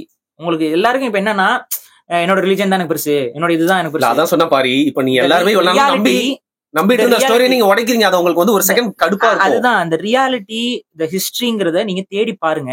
இங்க சாத்தான் குளம்னா அங்க இருக்க மக்கள் எல்லாம் சாத்தான் வழிபட்டு இருந்தாங்கன்னு நினைச்சா அது முட்டாள்தனம். அந்த சாத்தான்ங்கிற பேர் எங்க இருந்து வந்துச்சு, அது எப்படி ஃபார்ம் ஆச்சு, ஏன் வந்து மாசாத்துவான் இந்த சாத்தான் அப்படிங்கிறது பிசினஸ் கம்யூனிட்டிக்கு வருது. தர்மசாஸ்தான் ஏன் ஐயப்பனை சொல்றோம். இப்ப இந்த சாஸ்திரம் இதெல்லாம் எங்க இருந்து வருது அப்படின்னா இந்த பிசினஸ் அப்படிங்கிற பிசினஸ் மேன் அப்படிங்கிற அந்த இதுல இருந்து தான் ஆரிஜின் ஆகி வருது. இதை நம்ம சொல்றோம், இதெல்லாம் வேர் சொல் ஆய்வு, இதை போய் தேடி பாருங்க, உங்களுக்கு புரிஞ்சுக்கோங்க. ரெண்டாவது வந்து பிளைண்டா ஒரு விஷயத்த ஃபாலோ பண்றோம் அப்படின்னா அதுதான் மதம். ஏன் அதுக்கு மதம்னு பேர் வச்சாங்க தமிழர்கள்? யானைக்கு தான் மதம் பிடிக்கும். யானைக்கு மதம் பிடிச்சா என்ன ஆகும்? அழிவு ஏற்படும். மதம்ங்கிறது அது என்ன நினைக்குதோ அதுதான் சரின்னு நினைக்கும். இவன் எனக்கு எதிரின்னு நினைச்சா அது எதிரி தான், அதனால போய் அது கொல்லும். அப்ப யானைக்கு ஒருத்த மதம் பிடிச்சா அது யானை எப்படி பண்ணுமோ அதே போல மனிதன் மண்டையில ஏறுற இதுதான் மதம். சோ இது வந்து ஆக்சுவலா தமிழர்கள் இந்த மதம்ங்கிற கட்டமைப்புக்குள்ளே வரல. இப்ப ஆசிவகம் எப்படின்னா சொன்னாலும் கூட அந்த மதம்னு சொல்லக்கூடாது, அது வந்து ஒரு வாழ்வியல் தான் சொல்லணும். Aseevagam it's a way of life. அப்ப மதம்னு சொல்லிட்டீங்கன்னாவே அது ஆட்டோமேட்டிக்கா உங்க மண்டையில ஏறக்கூடிய ஒரு கெட்ட விஷயமா மாறிடும். இதுதான் சரி அப்படின்னு சொல்லிட்டு அடிக்கிறதா மதம். ஸோ அப்படி நம்ம மதம்னே இதை சொல்லலை, இட்ஸ் வே ஆஃப் லைஃப், ரொம்ப ஏன்ஷியன்ட் வே ஆஃப் லைஃப். இந்த ஆசிவகத்துடைய ஒரு அடையாளமாகத்தான் விநாயகர் இருந்தார். இங்க தமிழ்நாட்டுல குறிப்பா தொடர்ச்சியா இந்த ஆசிவகத்தை அழிக்கணுங்கிற நோக்கத்துல ரொம்ப ஒரு தப்பான ஒரு ஹிஸ்டரியை வந்து விநாயகருக்கு புனைஞ்சாங்க. ஏன்னா விநாயகர் யாருங்கும் போது ஒரு டவுட் வருது பாத்தீங்களா, அந்த டவுட்டை நீங்க தேடி உள்ள போயிட்டீங்கன்னாவே ஆசிவகம் இல்லாம உங்களால விடை கிடைக்காது. அதனால முன்னாடி இந்த ஸ்டோரி பம்பர் மாதிரி இந்த பம்பர் மாதிரி வச்சிருந்தாங்க. இந்த பம்பரை காரணம் காட்டியே விநாயகர் ஒர்ஷிப்பை தமிழ்நாட்டுல ஒழிச்சிட்டோம் அப்படின்னா அந்த இந்தியா முழுக்க லிங்கே கண்டுபிடிக்க முடியாது யாராலையும். ஏன்னா விநாயகருக்கான அந்த விநாயகர் வழிபாட்டுக்கு ஒரு சாவியே ஆசிவகம் தான். அந்த ஆசிவகத்தோட சாவி வந்து தமிழ்நாடு தான். இந்த இடத்துல லிங்கை உடச்சு விட்டீங்க, இதை வந்து கொலாப்ஸ் பண்ணி விட்டீங்க அப்படின்னா உங்களால விநாயகர் யாருன்னே உங்களால கண்டுபிடிக்க முடியாது. அந்த மூட நம்பிக்கை கதைகள்ல நின்றுகிட்டே தான் நிற்க முடியும் உங்களால. அப்ப ஆசிவகம்னு ஒரு பெரிய ரிலீஜன் அதுக்கு பின்னாடி இருந்துச்சுங்கிறதே மறைஞ்சிரும். அப்ப இங்க திராவிடம், அதாவது இந்த ஆரியத்துடைய செல்ல குழந்தையா இருக்கக்கூடிய திராவிடம் என்ன பண்ணுது, திராவிடியன் ஐடியாலஜிஸ்ட் என்ன பண்றாங்க பாத்தீங்கன்னா விநாயகர் வழிபாட்டை எப்படியாவது தமிழர்களிடம் வந்து அப்புறப்படுத்தணும்னு பாக்குறாங்க. ஆனா it is one of the strongest worshipping god வந்து அமங் தமிழ்ஸ். என்னன்னா எல்லா ஊர்லயும் விநாயகர் இருப்பாரு, எல்லா கோயிலையும் விநாயகர் இருப்பாரு, எல்லா முச்சந்திலும் விஷ்ணு கோயிலையும் விநாயகர் இருப்பாரு, சிவன் கோயிலையும் விநாயகர் இருப்பாரு. தமிழர்கள் எழுத ஆரம்பிக்கிறதுக்கு முன்னாடி பிள்ளையார் சொல்லி போட்டு தான் எழுத ஆரம்பிப்போம். நம்ம வீட்டுல ஒரு நல்லது செய்யறதுக்கு முன்னாடி விநாயகருக்கு செஞ்சுட்டு தான் பண்ணுவோம். வீட்டுல கோலம் போடும்போது விநாயகர் தான் அங்க பிடிச்சி வைப்போம். ரொம்ப எளிய மக்களுடைய வழிபாட்டு விநாயகருக்கு நீங்க நகை போடணும், செயின் போடணும், இது போடணும், நகை போடணும்லாம் எதுவுமே கிடையாது. ரோட்ல முளைச்சிருக்கக்கூடிய அருகம்புல்லு, எதுக்குமே பயன்படாத எருக்கம் மாலை, எருக்கம் பூ இருக்குல்ல, எருக்கம் மாலை, எருக்கத்தை நீங்க வேற எதுக்குமே பயன்படுத்த முடியாது. புரியுதுங்களா? பாலும் விஷம் எல்லாமே இது. ஆனா அந்த எருக்கம் பூ எடுத்து அதுல மாலை எடுத்து அருகம்புல் எடுத்து வழிபட்டு போயிடலாம். ரெண்டாவது, இப்படி ஒரு கடவுளை வழிபடுற மரபு இருக்குங்கிறது எருக்கம்புல்லும் அருகம்புல்லையும் எருக்கம் பூவையும் போட்டு வழிபடுற மரபு சங்க இலக்கியத்திலேயே பாடல் வருது. அவ்வளோ பழசது சங்க இலக்கிய பாடல் 2000 வருஷத்துக்கு முன்னாடி. சங்க இலக்கியம் எவ்வளோன்னு நமக்கு சொல்ல முடியாது, 2000 இப்ப கணிக்கிறீங்க, அப்ப அதுக்கு முன்னாடி கூட இருக்கலாம். அப்ப அந்த காலகட்டத்திலேயே எருக்கம்பூவையும் அருகம்புல்லையும் வைத்து வழிபடக்கூடிய கடவுளை பத்தி குறிப்பு வருது. அது யாரு? விநாயகர் தானே. இன்னைக்கு அவர் தானே வழிபட்டு இருக்கோம். சரி, இது ஒண்ணு. ரெண்டாவது, இவங்க எல்லாம் என்ன சொன்னாங்க, ஆரியர்கள் தான் கொண்டு வந்தாங்க அப்படின்னா, ஆரியர்கள் கொண்டு வந்தது சனாதனம். சரி, ஆரியர்கள் கொண்டு வந்தது வர்ணாசிரமம். இந்த எல்லாமே எதை மீன் பண்ணி வருதுன்னா, படைப்பு தத்துவம் படைக்கப்படுறது இந்த விஷயத்த வருது. அதுல வந்து என்னன்னா, ஒரு சில சமூகம் தான் கடவுளை தொட்டு வணங்கக்கூடிய இல்ல ஒரு மெசஞ்சர் பீப்புளா இருக்க முடியுங்கிறத அவங்க ரொம்ப ஸ்ட்ராங்கா பிலீவ் பண்றாங்க. அப்படி இருந்தா அவங்க கொண்டு வர ஒரு கடவுளை ரோட்ல வைப்பாங்களா? அவங்க அதை கோயிலுக்குள்ள வச்சுட்டு நாங்க தான் வழிபடணும், நீங்க எல்லாம் ரோட்ல நின்று சாமி கும்பிட்டு போந்தானே சொல்லுவாங்க. அதை விட்டுட்டு ரோட்டுக்கு ரோடு விநாயகர் வச்சு யார் வேணாலும் தொட்டு தொட்டு பூஜை பண்ணலாம், யாராலும் தொட்டு தொட்டு இது பண்ணலாம், நீயே விநாயகர் வீட்டுல செஞ்சுக்கலாம். ஆத்தங்கரையில எல்லா இடத்துலயுமே இருக்கும். இப்ப இது எப்படி வந்து ஒரு ஒரு ஆதிக்க மனப்பான்மையில இருக்கிறவங்களுடைய ஒரு வர்ஷிப்பா அது இருந்திருக்க முடியும்? ஏங்க, எந்த சாதியில பிறந்தவனும் எந்த கம்யூனிட்டில பிறந்தவனும் அவன் வீட்டுல இருக்க மண்ணு, அது எந்த சாதிக்கார மண்ணா இருக்கட்டும், அது புனிதமான மண்ணா இருக்கட்டும், சேத்து மண்ணா இருக்கட்டும், எந்த வீட்டுல தான் காலடியில இருக்க மண்ணை எடுத்து பிசைஞ்சு விநாயகருக்கு அவனால் சிலையை அவனே வடித்து அவனே அதற்கு பூஜை செய்து அவனே அதற்கு மாலை போட்டு அவனே அதை வீட்டில் வணங்கி அவனே கொண்டு போய் அதை வந்து ஒரு நீர்நிலையில, இன்னைக்கு போய் கடல்ல போடுறீங்க, அது நம்ம மரபே கிடையாது, நீர் குளங்கள்ல கொண்டு வந்து கரைப்பாங்க விநாயகரை. சோ இதுதான் வந்து விநாயகர் வழிபாடு. இன்னைக்குமே தமிழர்கள் எப்படி விநாயகர் சதுர்த்தியை கொண்டாடணும் அப்படின்னா, வீட்டுல கையடக்கமாக ஒரு விநாயகர், எந்த ஒரு கெமிக்கல்ஸும் போடாம கலர்ஸ் போடாம ஒரு விநாயகர் மண்ணுல நம்ம குயவர்கள் நிறைய பேர் செஞ்சு வருவாங்க, கொண்டு வருவாங்க. அவங்க கிட்ட இருந்து வாங்குங்க. தயவு செஞ்சு ஆர்டர் எல்லாம் போடாதீங்க, கலர் போடாதீங்க, பெயிண்ட்ஸ் போடாதீங்க, மண் இல்லாம வேற எதுவும் போகாதீங்க. வீட்டுல உங்க நாங்க பெரிய பணக்காரனால பெரிய அளவு விநாயகர் எடுத்துட்டு போறோம்னு பாக்காதீங்க. ஏன்னா விநாயகர் வந்து இயற்கையோட ஒற்றி வாழ்ந்த ஒரு கடவுள். அது அந்த பிலாசபியை தூக்கி பிடிக்கிற ஒரு கடவுள். அவரை வந்து நீங்க வந்து அப்படி ஒரு அசிங்கமா அது மரபே கிடையாது. அது வந்து திலகர் காலகட்டத்துல வெள்ளையர்களை எதிர்த்து போராடுறதுக்கு அவன் எந்த ஒரு ஃபங்க்ஷனுக்கும் கூட முடியாது, ரிலிஜியன் ஃபங்க்ஷனுக்கும் கூடிக்கலான்னு சொன்னதுனால அவர் வந்து உருவாக்கின ஒரு விஷயம் தான். எல்லாரும் ஒன்னா சேர்ந்து கொண்டு போய் மகாராஷ்டிரால எல்லாம் ஒன்னா சேர்ந்து கணபதி பாபா மோரியான்னு சொல்லிட்டு கொண்டு போயிட்டு அவரை போய் போடுறது அப்படிங்கிறது அவங்க அந்த காலகட்டத்துல வெள்ளையர்களோட ஆதிக்கத்துக்கு எதிராக ஒரு அந்த டிஃபரெண்ட் ட்ரெடிஷனா அவங்க உருவாக்குறாங்க. ஏன்னா எல்லாம் ஒன்னா சேர்ந்து போய் போடணும், ஏன்னா வேற கூடுறதுக்கு வழியே இல்ல, ரிலிஜியன் அப்படின்னு சொல்லிட்டு அந்த சாக்குல நம்ம கூட்டிக்கிட்டா பேசிக்கலாம், சுதந்திர போராட்டத்தை பத்தி பேசிக்கலாம்னு சொல்லி பண்ணாங்க. ஆனா இன்னைக்கு அது அப்படி இல்ல, ரொம்ப தப்பா போயிட்டு இருக்கு. ஆனா உண்மையில தமிழர்கள் எப்படி கொண்டாடணுமோ அதை தான் நான் சொல்றேன். வீட்டுல விநாயகரை முடிஞ்சா செய்யுங்க, உங்க வீட்லயே உங்களால செய்ய முடிஞ்சா செய்யுங்க, எப்படி வருதோ இல்ல அதெல்லாம் கவனம்ல செய்யுங்க, செஞ்சு கொண்டு போய் பண்ணுங்க. இல்லைன்னா யாராவது செஞ்சு வச்சிருக்காங்கல்ல அவங்க அந்த குயவர்கள் நம்ம ரோட்ல விற்பாங்க, நீ விநாயகர் சதுர்த்திக்கு முன்னாடி நாள் போனீங்கன்னா விற்பாங்க, எல்லாமே இருப்பாங்க, அவங்க கிட்ட இருந்து வாங்குங்க, கலர் இல்லாம வாங்குங்க, எடுத்து கொண்டு வந்து சாமி கும்பிடுங்க. கொண்டு போய் அதை வந்து உங்க வீட்டு பக்கத்துல கிணறு இருக்கலாம், குளம் இருக்கலாம், இந்த மாதிரியான இடங்கள்ல நீங்க போய் தாராளமா கரைச்சிக்கலாம். எந்த விதமான பிரச்சனையும் வராது, எந்த இயற்கை மாசும் இல்ல. இதை இப்படி கொண்டாடுங்க, இடையூறும் இருக்காது. இதை இப்படிதான் கொண்டாடணும். இதுதான் ஆக்சுவலா வந்து ஒரு ப்ராப்பரா விநாயகரை வந்து வழிபடுற மரபு, சரியா? அப்ப இது ரொம்ப எளிய மக்களுடைய வழிபாடு. யார் வேணாலும் தொட்டு ஒரு உருவத்தை கொடுத்து, இப்ப ஒரு கோயில்ல பிரதிஷ்டை செய்யக்கூடிய சிலைக்கு வந்து பாத்தீங்கன்னா நீங்களும் நானும் செய்ய முடியாது, விட மாட்டாங்க. என்ன சொல்லுவாங்கன்னா அதெல்லாம் வந்து ஒரு பிராமணர் வரணும், அவர் இந்த நேரத்துல அந்த நேரத்துல பூஜை பண்ணி இது பண்ணி அப்படிதான் சக்தி வந்து இறக்கி அப்படி சொல்லுவாங்க. பட் விநாயகருக்கு நீங்க தான் எல்லாம் பண்றீங்க. அப்ப ரொம்ப சிம்பிளா இந்த கேஸ்ட் பேரியர் க்ளோஸ் அது எல்லாத்தையும் உடைக்கிற வழிபாடு எதுங்க? விநாயகர் வழிபாடு தானுங்க. இதை எப்படிங்க நாங்க வந்து சமத்துவம் பேசுறவங்கன்னு சொல்றவங்க எதிர்க்க முடியும்? இதுதானுங்க சமத்துவ வழிபாடு. உனக்கு உன் பக்கமே நான் வரல, நான் வாட்டி எனக்கான சிலையை எடுக்கிறேன், வழிபடுறேன், நம்பிக்கையும் டிஸ்டர்ப் பண்ணாத. அப்ப அவ்வளவு நல்ல ஒரு விநாயகர் சிலையை ஈவேரா போய் உடைக்கிறதுங்கிறதுக்கு இப்ப புரியுதா லிங்க்? அப்ப அவங்களுக்கு பிரச்சனை என்னன்னா, அந்த ஆசீவகம்ங்கிற அந்த ஒரிஜினல் லிங்கை யாரும் கண்டுபிடிச்சிட கூடாது, விநாயகருக்கான லிங்கை வந்து கண்டுபிடிக்க கூடாதுங்கிறதுக்காகவே அதை ஒரு ஹேட்டா மாத்துறாங்க. இரண்டு தரப்பினரும், ஆமா ரெண்டு தரப்பினர், there is no double sides. they are all both controlled by a single ideology. அதுதான் கண்ட்ரோல் பண்ணுது. அதான் நான் திரும்ப திரும்ப சொல்றேன். சோ இவங்க ரெண்டு பேரும் ரியாலிட்டி பக்கம் நம்மள விட மாட்டாங்க. அப்ப இததான் வந்து நம்ம இங்க மக்கள்கிட்ட புரிய வைக்கிறோம். அப்ப சோ விநாயகர் வழிபாடு ரொம்ப சிம்பிளான ஒரு வழிபாடுன்னு நம்ம சொல்லிட்டோமா? இப்ப அடுத்து வந்து என்னன்னா, இந்த விநாயகர் வழிபாட்டை இவங்க எப்படி நம்ம கிட்ட இருந்து அந்நியப்படுத்தினாங்கிறது புரிஞ்சுக்கணும். இது இன்னைக்குமே பாருங்க, விநாயகர் சதுர்த்தி அன்னைக்கு பாத்தீங்கன்னா இது இந்த தமிழ் கடவுளா, இது தமிழ் கடவுளா, சரி எது தமிழ் கடவுள் நீ சொல்லு தமிழ் கடவுள்னு சொல்லி நீ லிஸ்ட் கொடு, யாரை வழிபடலாம் எப்படி வழிபடலாம் நீ சொல்லு, தெரிஞ்சுக்கிறோம். நீ யாரா தமிழ் கடவுளா இல்லையான்னு சொல்றதுக்கு? இங்க வரேன். அப்ப இதுக்கு ஒரு வரலாறு இவங்க எடுத்துக்கிறாங்க.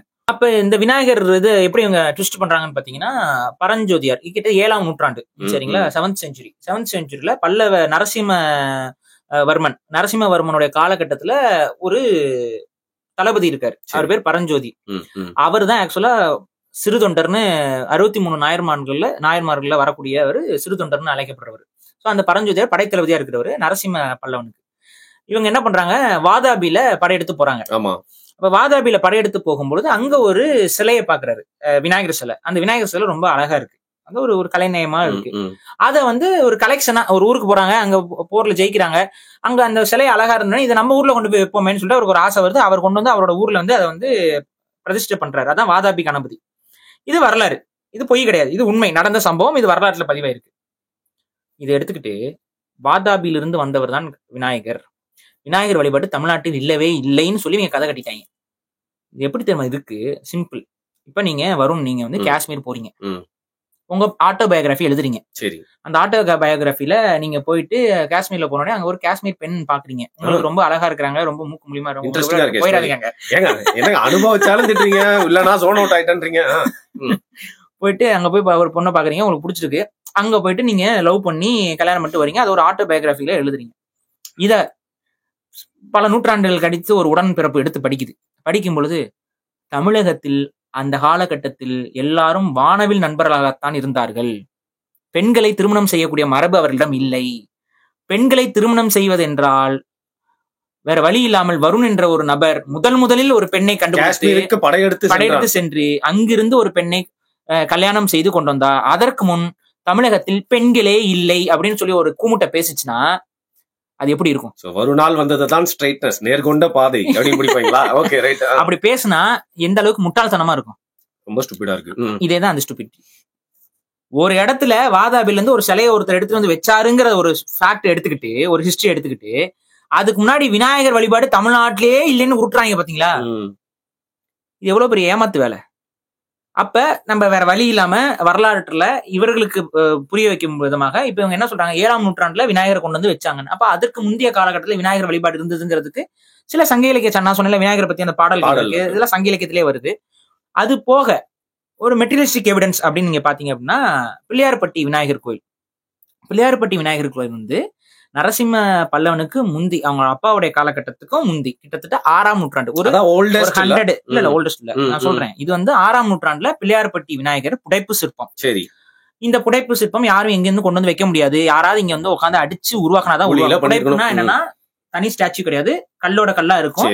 அது ஒரு குடைவரை கோயில். பிள்ளையார்பட்டி கோயில்ங்கிறது ஒரு குடைவரை கோயில், பாறை இருக்கும், அந்த பாறையை உடைச்சு உள்ள கோயில் மாதிரி கட்டி கிரேவ் பண்ணி அதுக்குள்ள ஒரு விநாயகருடைய உருவம் இருக்கு. இதுதான் பிள்ளையார்பட்டி விநாயகர். அந்த பிள்ளையார்பட்டி விநாயகர்னா எது அப்படின்னு நிறைய பேருக்கு தெரியாம இருக்கலாம். ஒரு விநாயகர் நல்லா நகையெல்லாம் போட்டு ஒரு கை மட்டும் அதான் பிள்ளையார்பட்டி விநாயகர். அதான் புடைப்பு, ரொம்ப யூனிக்கா இருக்கும்ல அது பிள்ளையார்பட்டி விநாயகர். இது ஒண்ணு. இதற்கு கொஞ்சம் முன்னாடி போனோம்னா கிட்டத்தட்ட 4ஆம் நூற்றாண்டுல திண்டிவனம் பகுதியில ஆலகிராமம்ங்கிற ஒரு ஊர்ல இன்னொரு புடைப்பு நமக்கு கிடைக்குது. இது எப்படி நம்ம 4ஆம் நூற்றாண்டுன்னு நம்ம சொல்றோம் அப்படின்னா, அந்த புடைப்புக்கு கீழேயே ஒரு கல்வெட்டு இருக்கு. அந்த கல்வெட்டு காலம் 4ஆம் நூற்றாண்டு. சோ அந்த விநாயகரும் அந்த கல்வெட்டும் ஒரே நபரால் அடிக்கப்பட்டதுங்கிறது நமக்கு ரொம்ப கிளியரா தெரியுது. சோ இதை வச்சு பார்க்கும் பொழுது 4ஆம் நூற்றாண்டுலயும் விநாயகர் வழிபாடு இருந்ததுங்கிறது அந்த திண்டிவனத்துல இருந்து ஒரு எடுத்துக்காட்டு. இது போக இப்ப இருக்கிற ஆந்திரா அன்னைக்கு அது தமிழ்நாடு. அந்த ஆந்திர பகுதியில பாத்தீங்கன்னா இந்தியாவிலேயே மிக பழமையான மண்ணால் செய்யப்பட்ட விநாயகர் சிலை ஒண்ணு நமக்கு கிடைச்சிருக்கு. அது பாத்தீங்கன்னா கார்பன் டேட்டிங் அனுப்புறாங்க. கார்பன் டேட்டிங்ல அதோட ரிசல்ட் பாத்தீங்கன்னா 50 BC. 50 BC அப்படின்னா இயேசு கிறிஸ்து பிறப்பதற்கு 50 ஆண்டுகளுக்கு முன்னாடியோ அல்லது 300 AD இயேசு கிறிஸ்து பிறப்பதற்கு 300 வருஷம் அப்புறமோ இந்த டைம் ஸ்கேல்ல ஏதாவது ஒரு ஸ்கேல்ல அந்த சிலை இருக்கும் அப்படின்னு சொல்லி. ஏன்னா கார்பன் டேட்டிங் அப்படிதான் கொடுக்க மாட்டாங்க, ஒரு மாதிரி ஒரு கிரே ஏரியா தான். சோ இந்த கிரே ஏரியால இருக்கும் அப்படின்னு சொல்லி கொடுக்குறாங்க. சோ எப்படி பார்த்தாலும் 3ஆம் நூற்றாண்டுன்னு வந்துருதா. அப்ப இது எக்ஸாக்டா நீங்க பார்க்கும் பொழுது 3ஆம் நூற்றாண்டில் இருந்து விநாயகர் வழிபாடு நம்ம கிட்ட இருக்குங்கிறதுக்கு மெட்டீரியலிஸ்டிக் எவிடன்ஸும் இருக்கு. அது போக தமிழருடைய வாழ்வியல், பண்பாட்டு கூறுகள், இது எல்லாத்திலையும் விநாயகருடைய சிறப்பு, முக்கியத்துவம், அதுக்கப்புறம் அது ஆசிவக கடவுள் அப்படிங்கிறதுக்கு இன்னொரு எடுத்துக்காட்டு என்னன்னா, விநாயகர் தாய்லாந்துல இருக்காரு, விநாயகர் இந்தோனேஷியால இருக்காரு, விநாயகர் இங்க ஆசிவக மதம் எங்கெங்கெல்லாம் பரவி போச்சோ அங்கெல்லாம் இருக்காரு. ரொம்ப அதிசயமா மீசோ அமெரிக்கால விநாயகர் சிலை கிடைச்சது. நான் கூட ஆப்கானிஸ்தான்ல இருக்கு, அத சொல்லுவீங்க கண்டம் தாண்டி போயிருக்கு. ஆப்கானிஸ்தான்லயும் இருக்கு. ஆனா இதெல்லாம் இங்கதான் பாருங்க, நான் கேள்வியே வச்சிருந்தேன். அது சில்க் ரூட்னு சொல்லுவாங்கல்ல, அந்த பட்டு பாதையில ஒரு பாதையில நமக்கு கிடைச்ச ஒரு சிலை இருக்கு. அதுவுமே பாத்தீங்கன்னா அரௌண்ட் எனக்கு கரெக்டா செஞ்சுரி ஞாபகம் இல்ல, பட் 4 to 5 அந்த செஞ்சுரியில கிடைச்சது. அதுல என்ன எனக்கு டவுட்னா, இப்ப நிறைய இப்ப நம்ம காமதேனுன்னு ஒண்ணு சொல்லுவோம், சும்மா ஒரு புரியுதுக்காக சொல்றேன். அதே மாதிரி பாத்தீங்கன்னா ஈஜிப்ட்ல ஒண்ணு இருக்கு, அதே மாதிரி எல்லாம் சொல்லுவாங்க. சோ எல்லா மிருகமும் எல்லா இடத்துலயும் பாத்துருக்கறதுனால எல்லாத்தையும் ஒரு மாதிரி ஒரு உருவகம் அப்படிங்கறது வந்து அவங்க ஏதாவது ஒண்ணு உருவாக்கி இருக்கலாம்ல. சோ அதுவும் இதுவும் ஒன்னா அப்படிங்கிற ஒரு டவுட் இல்ல. அதுல வந்து மீசோ அமெரிக்கால வந்து அவங்க வந்து அவங்க கிட்ட ஒரு கதை இருக்கு. மீசோ அமெரிக்கன்ஸ் எல்லாரும் மாயன்ஸ், ஆல்மெக் இவங்க எல்லாருக்கிட்டையுமே ஒரு கதை இருக்கு. என்ன கதை அப்படின்னு பாத்தீங்கன்னா, பேரை மறந்துட்டேன், சம்திங் ஏதோ ஒன்று வரும். இது பீகாக்கு இதெல்லாம் வரும் அதுல கதையில, மயில் ரெக்க இதெல்லாம் வரும். அதுல வந்து பாத்தீங்கன்னா ஒரு கடவுள் அவர் வந்துட்டு இவங்களெல்லாம் சந்திச்சுட்டு திரும்ப அவர் போனாரு அப்படின்னு இருக்கும். அந்த கடவுள் யாரு அப்படின்னு பாத்தீங்கன்னா, அவர் இவங்களோட ஆன்சிஸ்ட்ரல் லேண்ட்ல இருந்து வந்தவர் அப்படின்னு சொல்லி அவங்க சொல்லுவாங்க. சோ ஏதோ ஒரு யாரோ ஒருத்தவங்க அங்க போய் மீட் பண்ணிருக்காங்க நம்ம ஊர்ல இருந்து. சோ இந்த விஷயம்லாம் இருக்கு. இது போக அடுத்து நீங்க கவனிச்சீங்க அப்படின்னா, அவங்க வந்து பாத்தீங்கன்னா கோப்ரா இருக்குல்ல, நாகப்பாம்பு. நாகப்பாம்பை வந்து அவங்களுடைய நிறைய ஸ்கிரிப்சர்ஸ் இதுல எல்லாத்தையும் போட்டிருக்காங்க. பிரமிட்ல நாகப்பாம்பு வந்து மீசோ அமெரிக்கால நிறைய இடத்துல, மீசோ அமெரிக்கா இந்த சென்ஸ் நேட்டிவ் அமெரிக்கன்ஸோட கல்ச்சர்ல நாகப்பாம்பு ரொம்ப ஒரு நிறைய இடத்துல வருது. ஆனா கொடுமை என்னன்னா, அமெரிக்கா நாகப்பாம்பே கிடையாது. சரியா? சோ அமெரிக்கால நாகப்பாம்பே கிடையாது. அடுத்த ஒரு விஷயம் என்னன்னா, இந்த நாகப்பாம்பை வழிபாட்டு தலங்கள்ல வைத்து பயன்படுத்தக்கூடியது யாருன்னு பாத்தீங்கன்னா இந்தியால தான். சோ இந்தியால இருந்து தான் அந்த அமெரிக்கன்ஸ், அதோட நேட்டிவ் அமெரிக்கன்ஸ் வந்து ஏதோ ஒரு காலகட்டத்துல போய் அங்க செட்டில் ஆகி அப்புறம் அந்த மண்ணுக்குரியவர்களாக மாறி இருக்கிறார்கள். இங்க இருந்து வழிபாடுகள் எடுத்துட்டு போயிருக்காங்கிறது நமக்கு ரொம்ப கிளியரா தெரியுது. நிறைய ரிலேஷன் வந்து அவங்களுக்கும் சாப்பாட்டுல இருந்து அவங்களுடைய வழிபாட்டு முறையில குகுல் கண், இந்த மாதிரியான குகுல் கண் யாரையாவது விஷ்ணு தான். இதெல்லாம் நீங்க கொஞ்சம் ரிசர்ச் பண்ணி பாத்தீங்கன்னா, சிவனுக்கு அங்க ஒரு கடவுள் இருப்பாரு, இவருக்கு ஒரு கடவுள் இருப்பாரு, குகுல் கண் அப்படிங்கிறவர் விஷ்ணுவை குறிக்கிற மாதிரி இருப்பாரு. சோ இந்த மாதிரி நிறைய ஸ்டோரிஸ் வந்து ரிலேட் ஆகும். அதை நம்ம தனியா ஒரு நாள் பாட்காஸ்ட்ல பண்ணுவோம். அது மீசோ அமெரிக்காவுக்கும் நமக்கு என்ன. சோ இது அங்க விநாயகருடைய உருவம் இருக்கு. இதை நான் எங்க இருந்து பார்த்தேன் அப்படின்னா சொல்லிடுவோம். அந்த பிரவீன் மோகன் ஒரு சேனல், அவருடைய சேனல்ல வந்து தான் பார்த்தேன் அந்த சிலையை. சோ அப்ப அங்கேயும் இருக்கு விநாயகர். அப்ப விநாயகர் வந்து குளோபலா உலகம் முழுக்க கிழக்கேசிய நாடுகள்ல ரொம்பவே இன்னைக்கு வரைக்கும் வழிபட்டு இருக்காங்க. புத்த மதத்துல விநாயகர் இருக்காரு. நிறைய பேர் விநாயகரே புத்தர் தான் அப்படின்னு சொல்லி பாரஞ்சித் எல்லாம் பேசிட்டு இருப்பாரு. ஆனா உண்மை கிடையாது. புத்த மதத்துல விநாயகரை கும்பிடுறவங்களும் இருக்காங்களே, சீனால இருக்காங்களே விநாயகர் கும்பிட்டுக்கிட்டு. இப்ப அப்ப புத்த மதத்துல ஒரு அங்கமாக விநாயகர் இருந்திருக்காரு அப்படின்னா அதுக்கு முன்னாடி இருக்க ஆரிஜின்ஸ்ல விநாயகர் இருக்காருங்கிறதான் பொருளை ஒழிய புத்தரை மாத்திட்டு தலையை உடைச்சிட்டு விநாயகர் வச்சுட்டாங்கிறதுலாம் ரொம்ப அபத்தம். அது வன்மத்துல வர அது இதே கதை தான். இவங்க எப்படி வந்து விநாயகர் வந்து வெளியில இருந்து வந்தான்னு ஒரு கதையை உருட்டுறாங்களோ அதே மாதிரி ஒரு பொய் கதையை தான் இவங்களும். அப்ப நான் என்ன சொல்றேன்னா, விநாயகர் வெளியில இருந்துலாம் வரல, நம்ம தான் விநாயகரை உருவாக்கி இருக்கிறோம். எதுக்கு நம்ம முன்னோர்கள் உருவாக்குனாங்கன்னு பாத்தீங்கன்னா, இந்த பிலாசபிய மைண்ட்ல வச்சு உருவாக்கி. அப்ப இப்ப நம்ம என்ன ஒரு பிலாசபியை கும்பிடுறோம் அப்படின்னா அது மட்டும் கிடையாது. ஒட்டுமொத்த இந்த ஆசிவகர்களையும் நம்ம வழிபடக்கூடிய ஒரு மரபா தான் விநாயகர் இருக்காரு.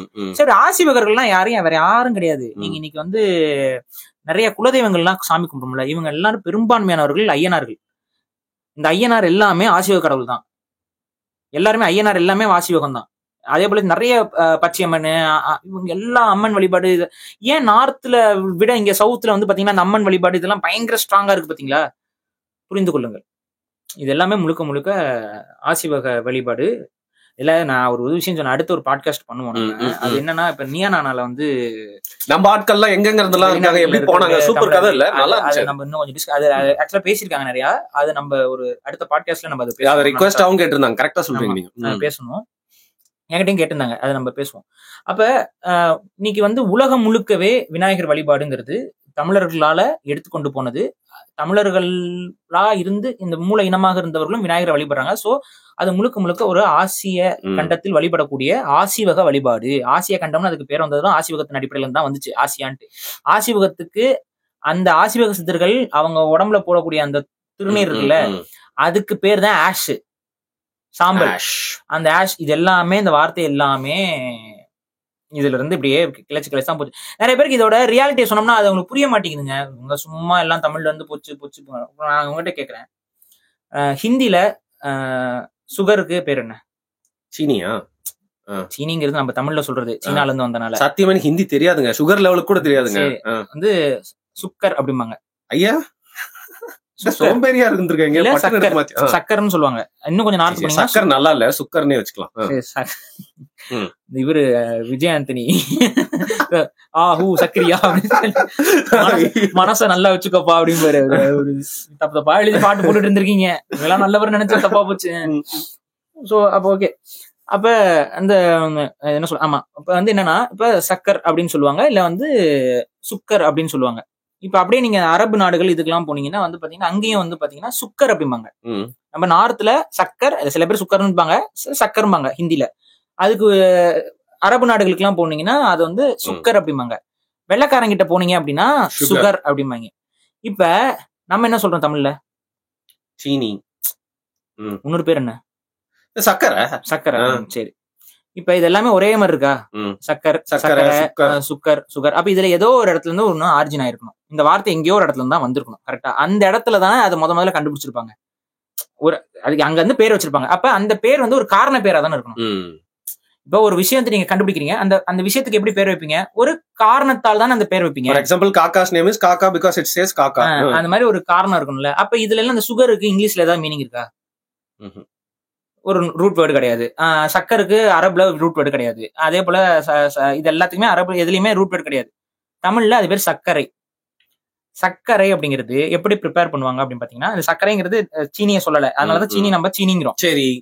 சர்க்கரை அப்படிங்கிறது வந்து நாட்டு சக்கரைங்கிறோம்ல, அது நாட்டு சக்கரை எப்படி செய்வாங்க அப்படின்னு பாத்தீங்கன்னா, வெள்ளத்தை வந்து காய்ச்சுறாங்களா, வெள்ளத்தை வந்து கரும்பு இதெல்லாம் போட்டு கரும்பு ஆலையில போட்டு காய்ச்சுறாங்க. காய்ச்சினதுக்கு அப்புறம் வெள்ளம் ஃபார்ம் ஆயிரும். வெள்ளம் எப்படி இருக்கும்? நல்லா ஸ்ட்ராங்கா கல்லு மாதிரி இருக்கும். இப்ப இதை அடுத்து என்ன பண்ணணும்? அரைக்கணும். எதுல போட்டு அரைப்பீங்க? அது இன்னைக்கு இருந்தது கிரைண்டர். அந்த கிரைண்டருக்கு வந்து என்ன சக்கரம் தானே, சக்கரத்துல அரைக்கிறது சர்க்கரை. அதனால வரக்கூடிய பவுடர் அரைக்கிறது சர்க்கரை. அதனால வர பவுடர் பேரு சர்க்கரை.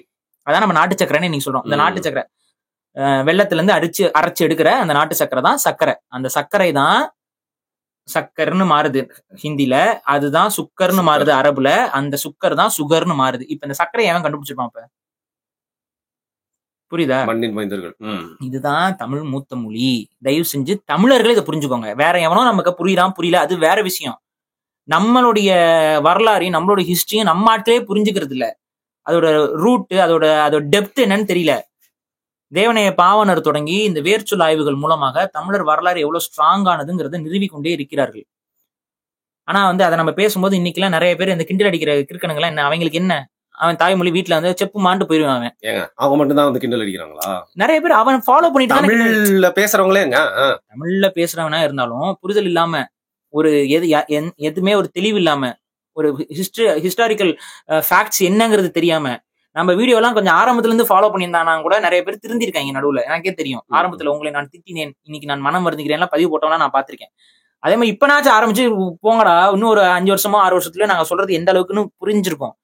தெரிஞ்சுக்காம நம்மளே நம்மளுடைய இன அடையாளங்களையும் இன பெருமைகளையும் இழந்துட்டு, அது ஒரு எந்த ஒரு பெருமை இல்லைன்னா அப்புறம் என்னங்க? நம்ம ஒண்ணு அசிங்கப்படுத்துறது இல்ல, இன்ஃபீரியாரிட்டி காம்ப்ளெக்ஸ், தாழ்வு மனப்பான்மை, இது இருக்கக்கூடாதுங்க தமிழனுக்கு. நம்ம முன்னோர்கள் எப்படி நல்லா வாழ்ந்தாங்க, எவ்வளவு அறிவா இருந்தாங்க, எவ்வளவு சரியா இருந்தாங்கிறதுக்கு இதெல்லாம் ஒரு எக்ஸாம்பிள். நான் ஒரு சில எக்ஸாம்பிள் சொல்றேன், இன்னும் நிறைய இருக்கு. நிறைய ரூட் வேர்ட்ஸ் நம்ம எட்டிமாலஜிக்கே ஒரு வீடியோ பண்ணலாம். ரூட் வேர்ட்ஸ் நீங்க எடுத்தீங்க அப்படின்னா அதுக்கு பின்னாடி இருக்கக்கூடிய ஹிஸ்டரி, அதுக்கு பின்னாடி எல்லாம் ஃபன்னா இருக்கும், பயங்கரமா இருக்கும். அப்ப அதெல்லாம் வந்து தெரிந்து கொள்ளுங்கள் முடிஞ்ச வரைக்கும். அப்ப இதுதான் விஷயம். அப்ப நம்மளுடைய அந்த ஆரிஜின்ஸ் வந்து ரொம்ப ஸ்ட்ராங். அதுல ரொம்ப முக்கியமான ஒரு கடவுளா இருந்த ஒரு விநாயகர். விநாயகருடைய ஆரிஜின் தமிழ்நாட்டுல தான். தமிழ்நாட்டுல தமிழர்களால் வழிபடப்பட்ட ஒரு கடவுள் தான் விநாயகர். விநாயகருக்கு வந்து நீங்க கணபதினு பேர் இருக்குது. இதுல கணபதினா கணம்னா வந்து வெஹிக்கிள்ஸ் அர்த்தம். கணம் கனரக வாகனம் அப்படிலாம் சொல்லுவாங்க. கணம் அப்படின்னாவே வெஹிக்கிள்ஸ், அது பிசினஸ் வெஹிக்கிள்ஸ். அது கணபதி அப்படின்னா நான் சொன்ன மெர்ச்சன்ட்ஸ் கம்யூனிட்டியோட கனெக்ட் ஆன அந்த பேரு கணபதி அப்படின்னு சொல்லி பாத்தீங்கன்னா லீடர்னு அர்த்தம். அப்ப அதுக்கு அடுத்து வந்து பாத்தீங்கன்னா பிள்ளையார் அப்படிங்கிறது, அது பிள்ளை அப்படிங்கிற அதுவும் தலைமை. இந்த இடத்துல விநாயகர்னா வீணா உயர்ந்தன்னு அர்த்தம், வின் உயர்ந்த, நாயகர் அப்படின்னா தலைவன் அர்த்தம், விநாயகர் அப்படின்னு. சோ இது எல்லாமே தமிழ் சார்ந்த பெயர்கள் தான். அப்ப இதை புரிந்து கொள்ளுங்கள், தமிழர்களிடம் இருந்து ஒரு கடவுளாக ஆசீவகத்துடைய ஒரு ஐக்கானாக இருந்தவர் தான் விநாயகர்.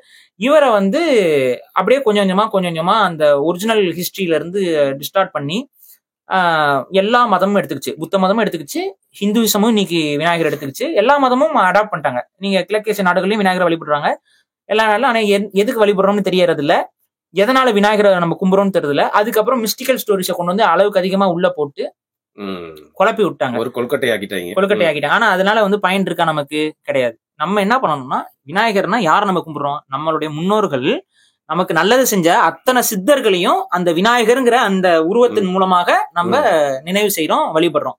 அதுக்காக தான் விநாயகர் சதுர்த்தி. அப்ப அவங்க எல்லாருமே நமக்காக நல்லது செஞ்சவங்க. அப்ப நம்ம அன்னைக்கு நல்லது செஞ்சுட்டு எல்லாருக்கும் உணவு கொடுத்துட்டு அன்னைக்கு வந்து விநாயகர் நம்ம வீட்டுல நல்லா சாமி கும்பிட்டுட்டு அவரை கொண்டு வந்து அந்த ஒரு குறிப்பிட்ட நாள்ல அவரை கொண்டு போய் கரைப்பாங்க. அப்ப கரைக்கும் போது நம்ம எந்த ஒரு இயற்கைக்கும் எந்த உவாதியும் ஏற்படாத விதத்துல அவரை கொண்டு போய் அழகா கரைக்கலாம். இல்ல இன்னும் கொஞ்சம் கரைக்கிறதுக்கு எனக்கு பக்கத்துல இதே இல்லைன்னா அது ஏதாவது விதை போட்ட மாதிரி தான் சில விநாயகர்லாம் இப்ப நீங்க செய்யறாங்க. அது மாதிரி பண்ணி புதைச்சு அதை ஒரு மரமாக பண்ணிக்கோங்க. சோ இந்த 2 ப்ரொசீஜர்ல மட்டும் விநாயகரை வழிபடுங்கள். நான் வந்து இந்த விநாயகர் சதுர்த்தி அன்னைக்கு நான் வந்து மற்ற மதத்தவரை தீண்டுவேன் நோண்டுவேன் அப்படின்னா அது தேவையில்லை. ஏன்னா ஒட்டுமொத்த விநாயகரும் ஒரு ஹையர் பிலாசபியா இருந்த ஆசீர்வாதத்தோட ஒரு அடையாளம். அவரை நீங்க தப்பா வழிபட்டீங்க அப்படின்னா doesn't make any sense. Okay, fine fine, nice. வெறும் ஒரு கொல்கட்டை லெவல்கே விநாயகர் சதுர்த்தி இல்ல விநாயகரை பத்தி புரிஞ்சு வச்சத எனக்கு ஒரு அறிவு சுண்டலை கொடுத்துருக்கீங்க பாரு. நான் அது அந்த சுண்டல் இல்ல, அறிவு சுண்டல். நானும் ஏதாவது அந்த மாதிரி ஏதாவது பேசிக்கிறேங்க. இது எனக்கு நான் இப்படி பேசுறப்போ ஆரம்பிக்கிறது நிறைய இருக்கு. அதான் சொன்னேன், இது வந்து ஆரிஜின்ஸோட புரிஞ்சிருக்கு. எனக்கு தெரியல. சோ நான் வந்து ஒரு பேசிக்கா உங்களுக்கு ஒரு ஆரிஜின்ஸ் சொல்லிருக்கீங்க நீங்க. ஜஸ்ட் லைக் சாப்டர் 1 மாதிரி இருக்கு. ஆனா இந்த வருஷத்தோட என் சேனல் மூட போறேன்னா அடுத்த விநாயகர் சதுர்த்தி வரும், அப்ப பேசுவோம் அப்படிங்கிற மாதிரி. So like lots of informations. நீங்க என்னங்க கொஞ்ச நேரம் தானே அப்படின்னு நீங்க பார்த்தா பாருங்க எவ்வளவு போயிட்டே இருக்கு. அப்புறம் இன்னொன்னு நான் சொன்ன செல்வத்திற்கும் இதுக்கும் அதுல வந்து நீங்க எப்படி நீங்க வெரிஃபை பண்ணலாம்னா எல்லா பிசினஸ் கடையிலயும் வந்து பாத்தீங்கன்னா 3 போட்டோஸ் வச்சிருப்பாங்க. ஒரே போட்டோ 3 இருக்கும். ஒரு பக்கம் லட்சுமி இருக்கும், ஒரு பக்கம் சரஸ்வதி இருக்கும், நடுவுல இருப்பாரு. ஏன் நடுவுல இருக்காரு? ஏன் அப்படின்னா லட்சுமி என்ன செல்வத்திற்கான, சரஸ்வதி கல்விக்கானது. இப்ப இவங்க 2 பேரோட ஒரு சிம்பாலிக் ரெப்ரசன்டேஷனாவும் விநாயகர் இருக்காரா? சோ அதனால விநாயகரை நடுவுல வச்சிருவாங்க. சரஸ்வதி பக்கம் வந்து பாத்தீங்கன்னா ஓலைச்சுவடிகள் இருக்கும், புக்ஸ் இருக்கும், அறிவுக்கான விஷயங்கள்லாம் இருக்கும். நகை தங்கம்லாம் வச்சிருக்க மாட்டாங்க. லட்சுமி பக்கம் வந்து தங்கம், நகைகள், உணவு, பலகாரங்கள்லாம் வச்சிருப்பாங்க. இது எல்லாத்தையும் மிக்ஸ் பண்ணி வச்சிருப்பாங்க விநாயகர் கையில. புரியுதுங்களா? எல்லாமே கூடும் இடம் அது. ஆமா. அப்புறம் விநாயகர் சதுர்த்தி அன்னைக்கு நாங்க என்னங்க மந்திரம் சொல்றது, என்னங்க இது பண்றதுன்னா விநாயகர் அகவல்னு சொல்லி ஔவையார் எழுதிய பாடல் இருக்கு. சரி, அது அத பாடி அதுல உங்களுக்கு பாட முடியல அப்படின்னா அது ரெக்கார்ட் இருக்கு. விநாயகர் அகவல் ஔவையார்னு போடுங்க. அதுதான் வந்து நல்ல பாடல்கள். அதை போடுங்க, நல்லா இருக்கும். அதை போட்டுட்டு சாமி கும்பிடுங்க. நானும் அப்படிதான் பண்ணுவேன். கணபதி பாப்பா பூரியாவை தவிர்ப்போம் அப்படிங்கிறீங்க. கணபதி அது அவங்க வழிபடுறது, அது அவங்க சாமி கும்பிடுங்க. நம்மளும் அதை பண்ணோம் அப்படின்னா உங்களுக்கு அந்த ஒரு தனியான ஒரு எசன்ஸ் ஒன்று இருக்குல்ல, அதை வந்து பாதுகாத்துக்கோங்க. Nice nice. சோ இன்னைக்கு வந்து நிறைய பேருக்கு வந்து வேற மாதிரி ஏதோ ஒரு விஷயம் சொல்ல போறாங்க நினைச்சு வந்திருப்பாங்க. பட் அவங்கள ஸ்டார்டிங்ல நீங்க வந்து கொஞ்சம் ஒரு டவுட்ஃபுல்லா இல்ல டிசப்பாயிண்ட் பண்ணிருக்கலாம். பட் இந்த இவ்வளவு விஷயங்கள் கேட்டுட்டு வந்து அவங்க வந்து ரியாலிட்டி தேடல் தானங்க. இதை தேடி பாருங்க, இந்த மாதிரி சாமியை கும்பிட்டு பாருங்க, மனசுல உணர்ந்து கும்பிட்டு பாருங்க, அது பயன் கொடுக்குதான்னு பாருங்க. Okay, nice. நான் சின்ன வயசுல இருந்து பார்த்து வளர்ந்தது. நானும் இந்த சொசைட்டில இதெல்லாம் கொண்டாடி இதற்கான பலகாரங்கள்லாம் சாப்பிட்டுதான் வளர்ந்துருக்கேன். பட் அந்த லெவல்லே இல்லாம இன்னைக்கு அதோட காரணம், அதோடைய ஆரிஜின்ஸ், அதோடைய வேர் எங்க இருந்து வந்ததுன்னு சொல்லியிருக்கீங்க. இதே மாதிரி ரொம்ப இன்னிபிஷனோட ஆரம்பிச்சது நம்ம பண்ணலாமா வேணாமான்னு. பட் இதே மாதிரி நிறைய தொடர்ந்து அந்தந்த நாளுக்கு உண்டான அந்த நம்பிக்கைக்கு உண்டான விஷயங்கள் வந்து பேசிட்டு தான் இருப்போம். மிக்க நன்றி பாரு. நன்றி.